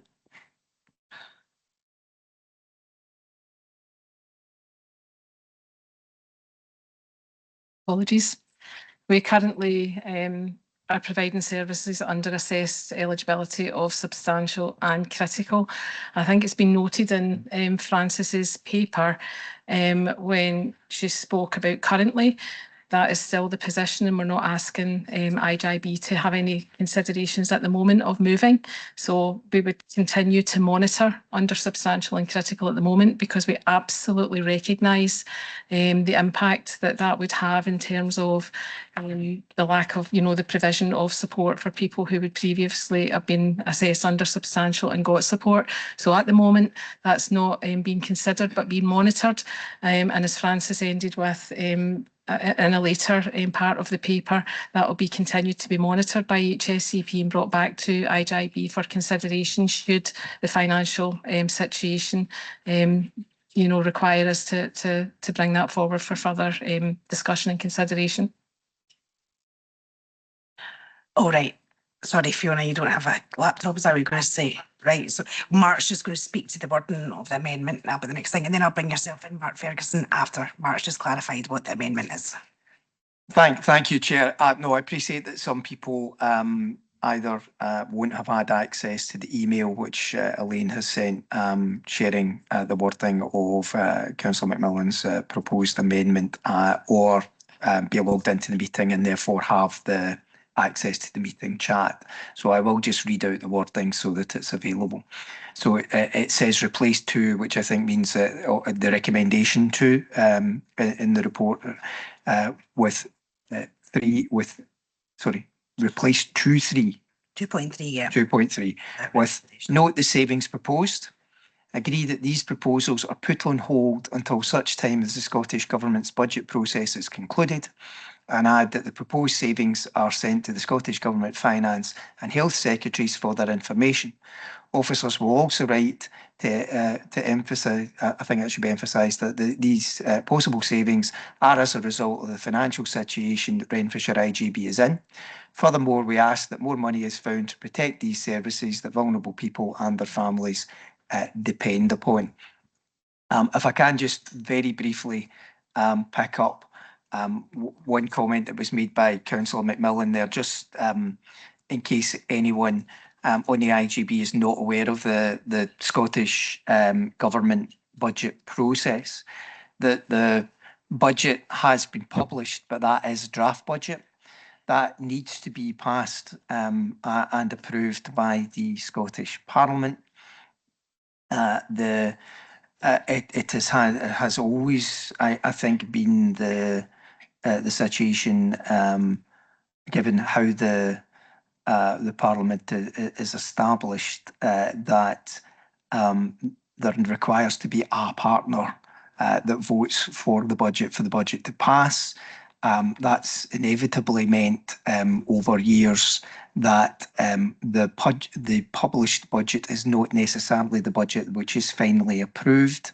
There is normally some degree of movement in that. I think that's the point that Councillor McMillan is identifying. I know that Alistair MacArthur, who is the Council's Chief Financial Officer, when he was addressing Council meeting yesterday, indicated to the Council that position, that whilst we have had correspondence from the Scottish Government indicating what the proposed Council position would be, there will be no certainty around that until the actual budget itself is passed. So just to make all members of the board aware of that, in case there was any doubt as to what Councillor McMillan was referring to. Thanks. Okay. Can I just bring in Mark Ferguson? Thank you, Chair. Just first of all, to bring the board up to date and listen to John Boylan, who served on this board, that John is finishing service this week with the local authority after 30 years plus. So that ends at the end of this week. He asked me to outline that today. Just on the paper, Councillor, I mean, obviously I'm aware that a lot of it's commercially sensitive and there's negotiations underway with stakeholders, including the trade unions jointly. But I mean, I would be remiss of me not to say that we have significant concerns relating to the content and detail of the paper that's been presented and the impact that that will have on staff and services. And a couple of things to point out when it refers to, this is people, the staff, not just the service users, but also those delivering those services. And, we are in discussions with the department around some of the proposals. And I think that it will be a very difficult period if these savings, if these savings have to, or cuts as we call them, have to be implemented. Also, my concern is that the services that are impacted more significantly in this, if this paper goes, if this becomes into being, they're services that are needed to prevent people requiring statutory services. And if they're removed, then it's going to increase demand on statutory services. And where will that leave us? I mean, I think that, you know, we have serious concerns, and I've heard about vacancy management.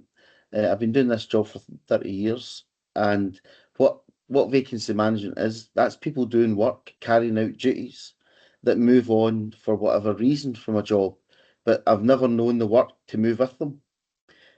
So, you know, whilst it's vacancy management, it needs to be a reality. We need to recognise the reality of the situation, that these services still need to be provided, this work still needs to be carried out, and this is not an area for any cuts. I'm not just the branch secretary in Renfrewshire, I'm also the Scottish convener for Unison, and I know that every IGB is facing similar challenges.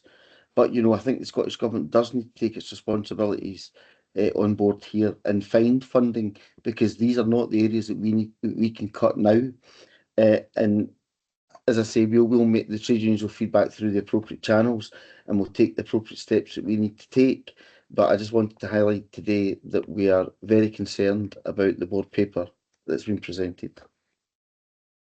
Okay, I know that, Mark. Thank you. Yes.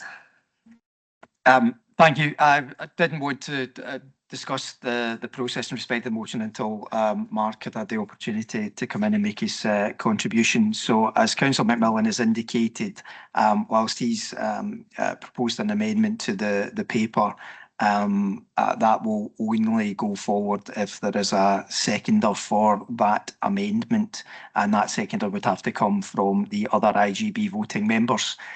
So the question that arises is anyone prepared to second Councillor McMillan's amendment?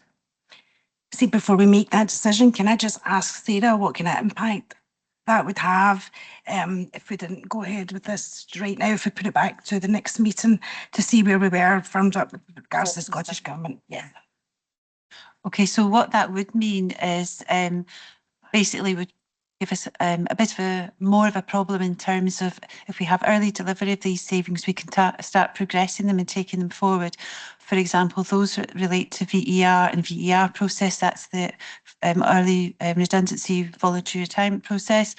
That takes time. It takes months to actually put that in place. So really we would need to start that in January, making sure that we have those letters sent and liaise with the council to take that forward.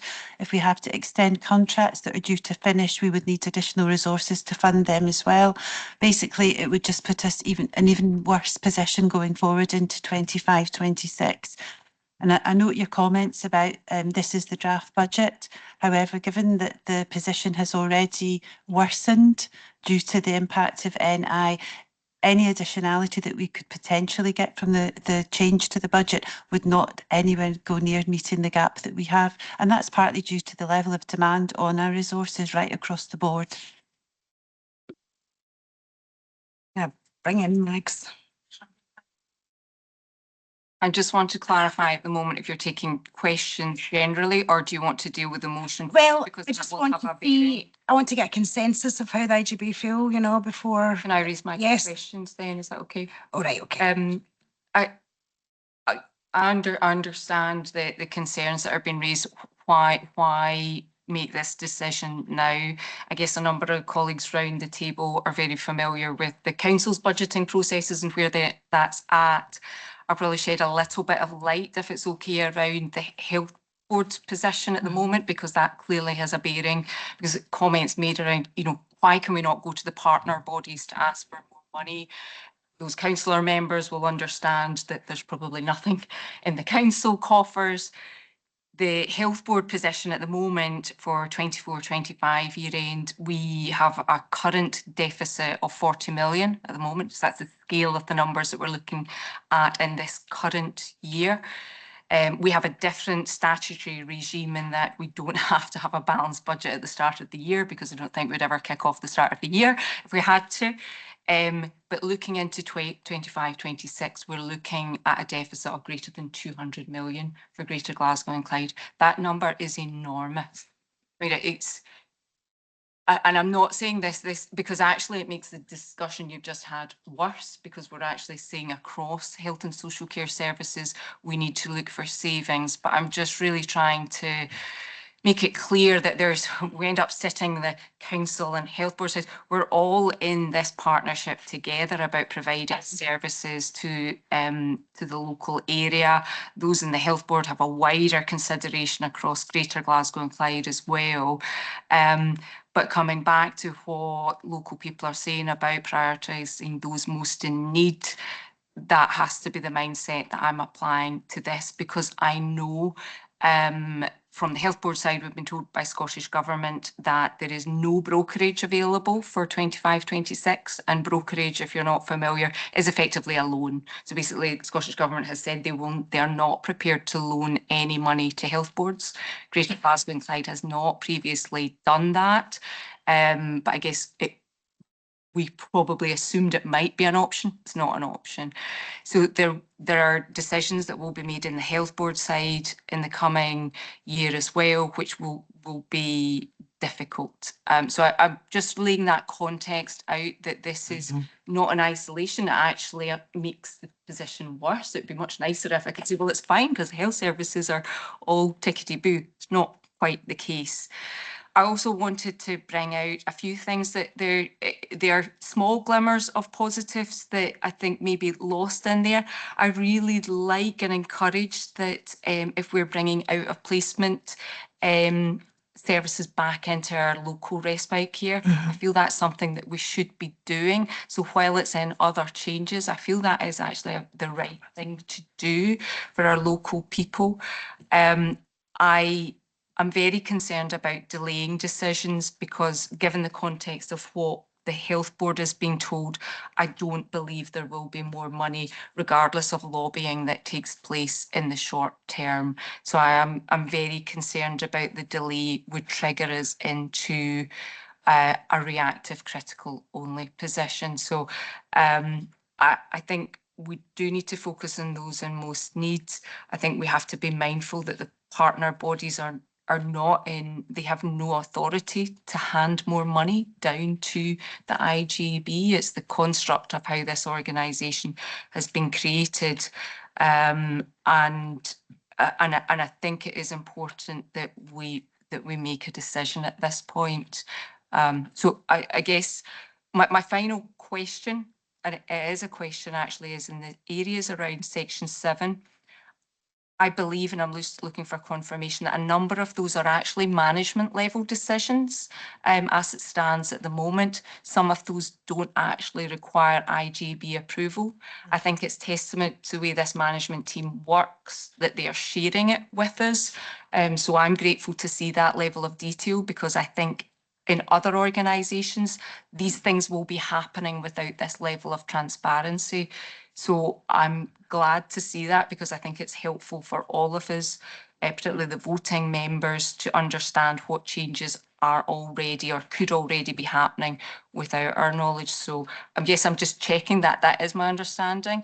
That's correct. Thank you. So many of those decisions around vacancy management, contracts, sit operationally with the HSCP and do not require to come to the IGB.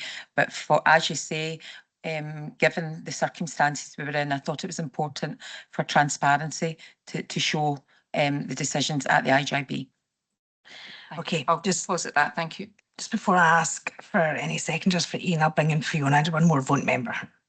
Thanks very much. And I have to say I'm quite conflicted here in terms of where this all sits. With Ian, I feel for me there's a lack of detail in terms of the impact. We've been asked certainly to look at a few of the things that are wanting to be taken forward, and I'm thinking about the low to moderate need changes in terms of that, and I don't actually know what's in place for them, if anything at all, and with the responsibility for that go back onto carers who are already overloaded in terms of responsibility with that.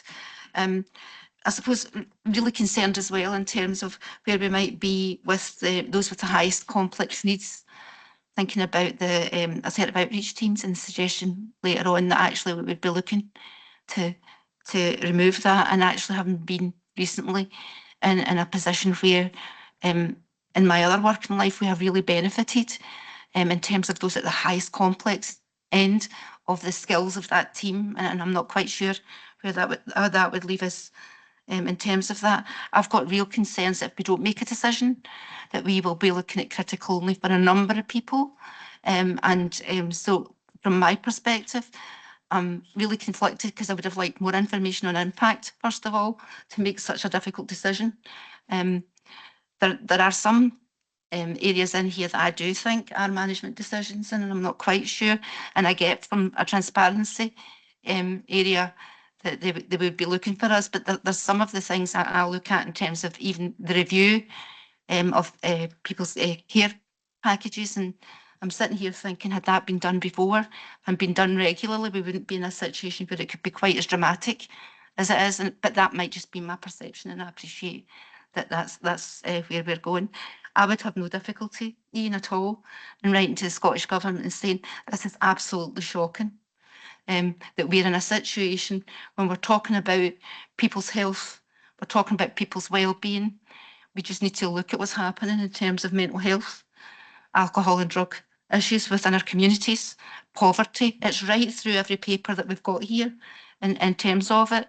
And I spoke quite, I think, vehemently yesterday myself about the situation that the integration joint boards are in, with the lack of funding and the responsibility that's placed upon all of us. So that, for me, that's why I'm quite conflicted.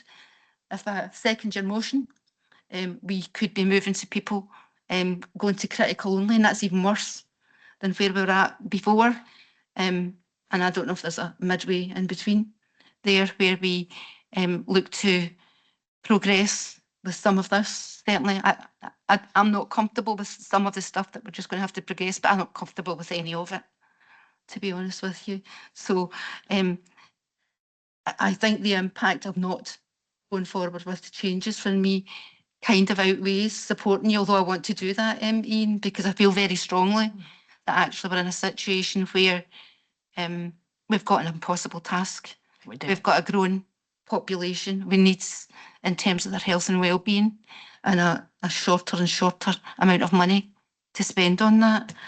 So, you know, I would have loved to second you on that, but I'm really worried about the implications of making that decision and delaying it just now. Thanks, sorry. I feel exactly the same, Fiona. It's why I've kind of delayed asking for a seconder, because I'm so conflicted by it myself. You'll be aware, obviously, yesterday at the full council, Ian moved a motion and I moved an amendment that Ian accepted. And that was to write to the Scottish Government to ask for a systematic review of how the IGBs are funded for financial sustainability.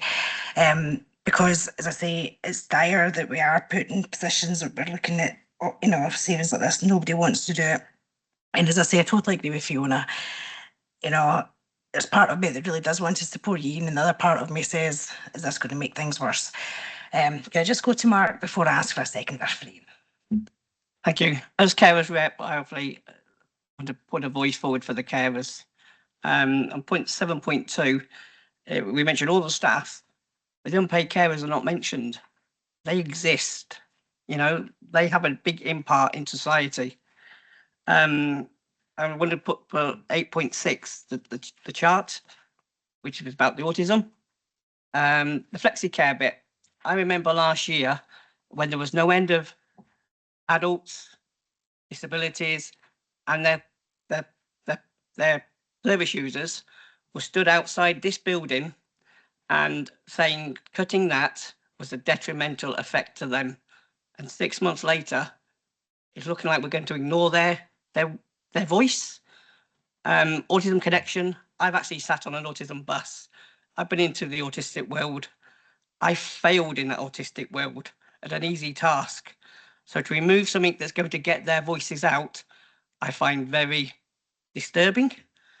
And my final point, as a carers rep, unfortunately I don't get a vote, but I would like it, on behalf of the carers, we would like to lodge in the minutes that we do not support this paper. as much as we appreciate all the work that's gone into it, it would have such a detrimental effect on the carers and their users. We are unable to support the paper. Thank you. Thank you. Right. Okay. I will now ask if Ian will be successful in securing a seconder for his amendment. Can I ask if anybody's willing to second? No. Okay. So then, do we have any more questions, concerns? So I'll just move to the recommendations on page 220. If we can agree. Sure. Yes.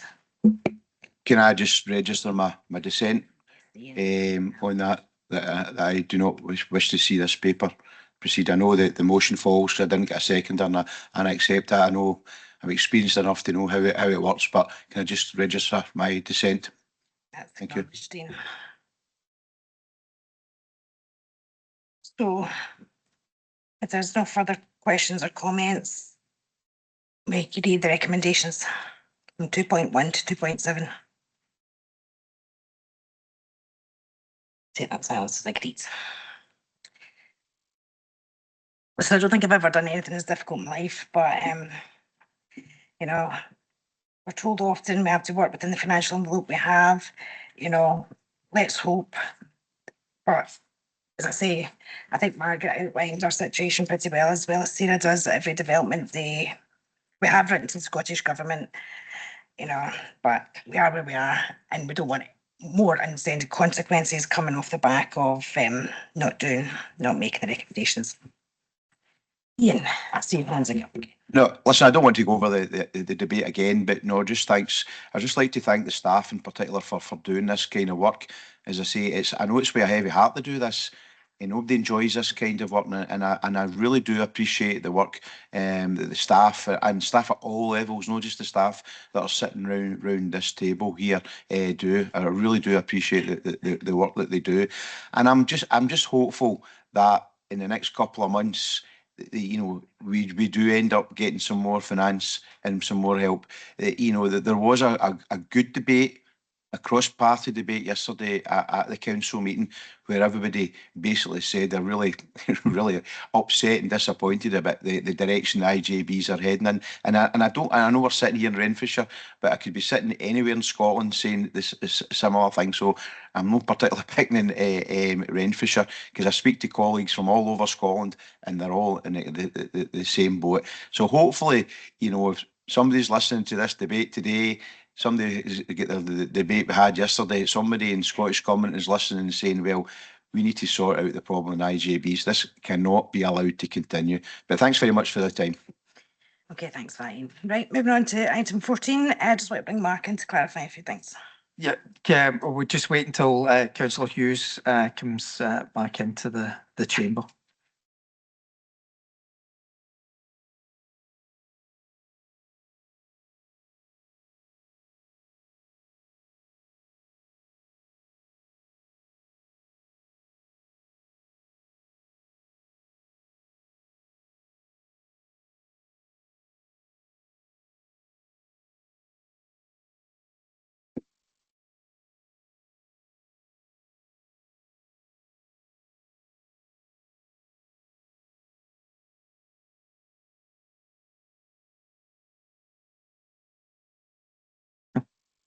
Okay.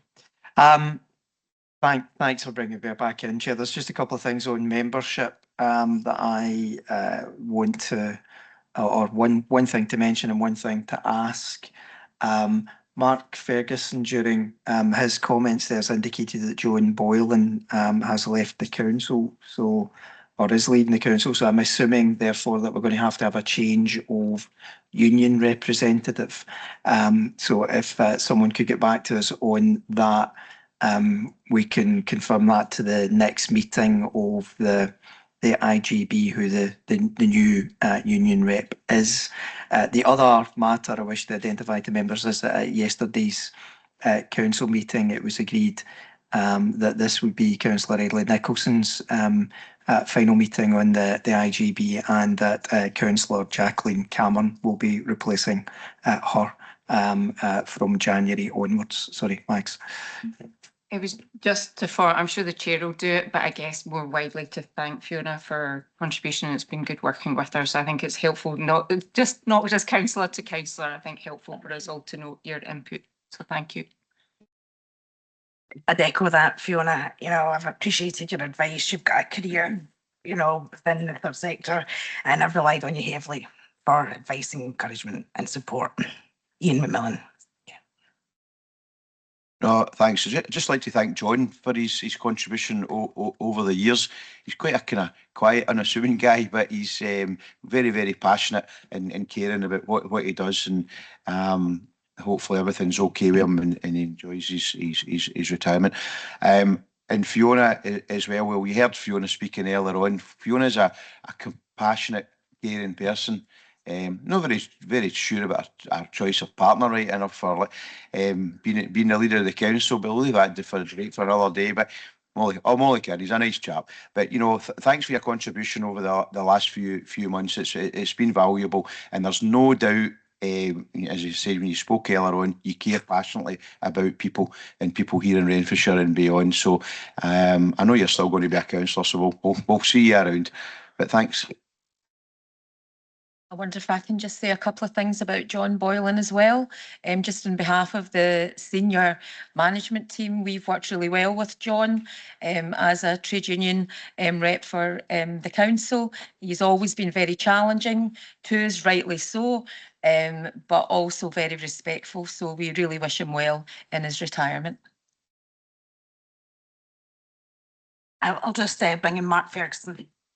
Yeah, thank you. I'll pass on the comments to John. I'm not quite sure I agree with the description of being quiet, but we'll agree to differ on that. But I'll certainly pass on those wishes. We will respond when we've elected the new representative onto the board, and we'll get that as soon as we can to you. Thank you, Mark. That's appreciated.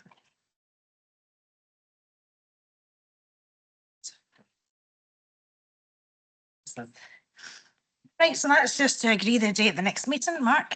That's scheduled for 24th January at 10 AM. Right, that just leaves me to thank you all for your attendance here today. Thanks.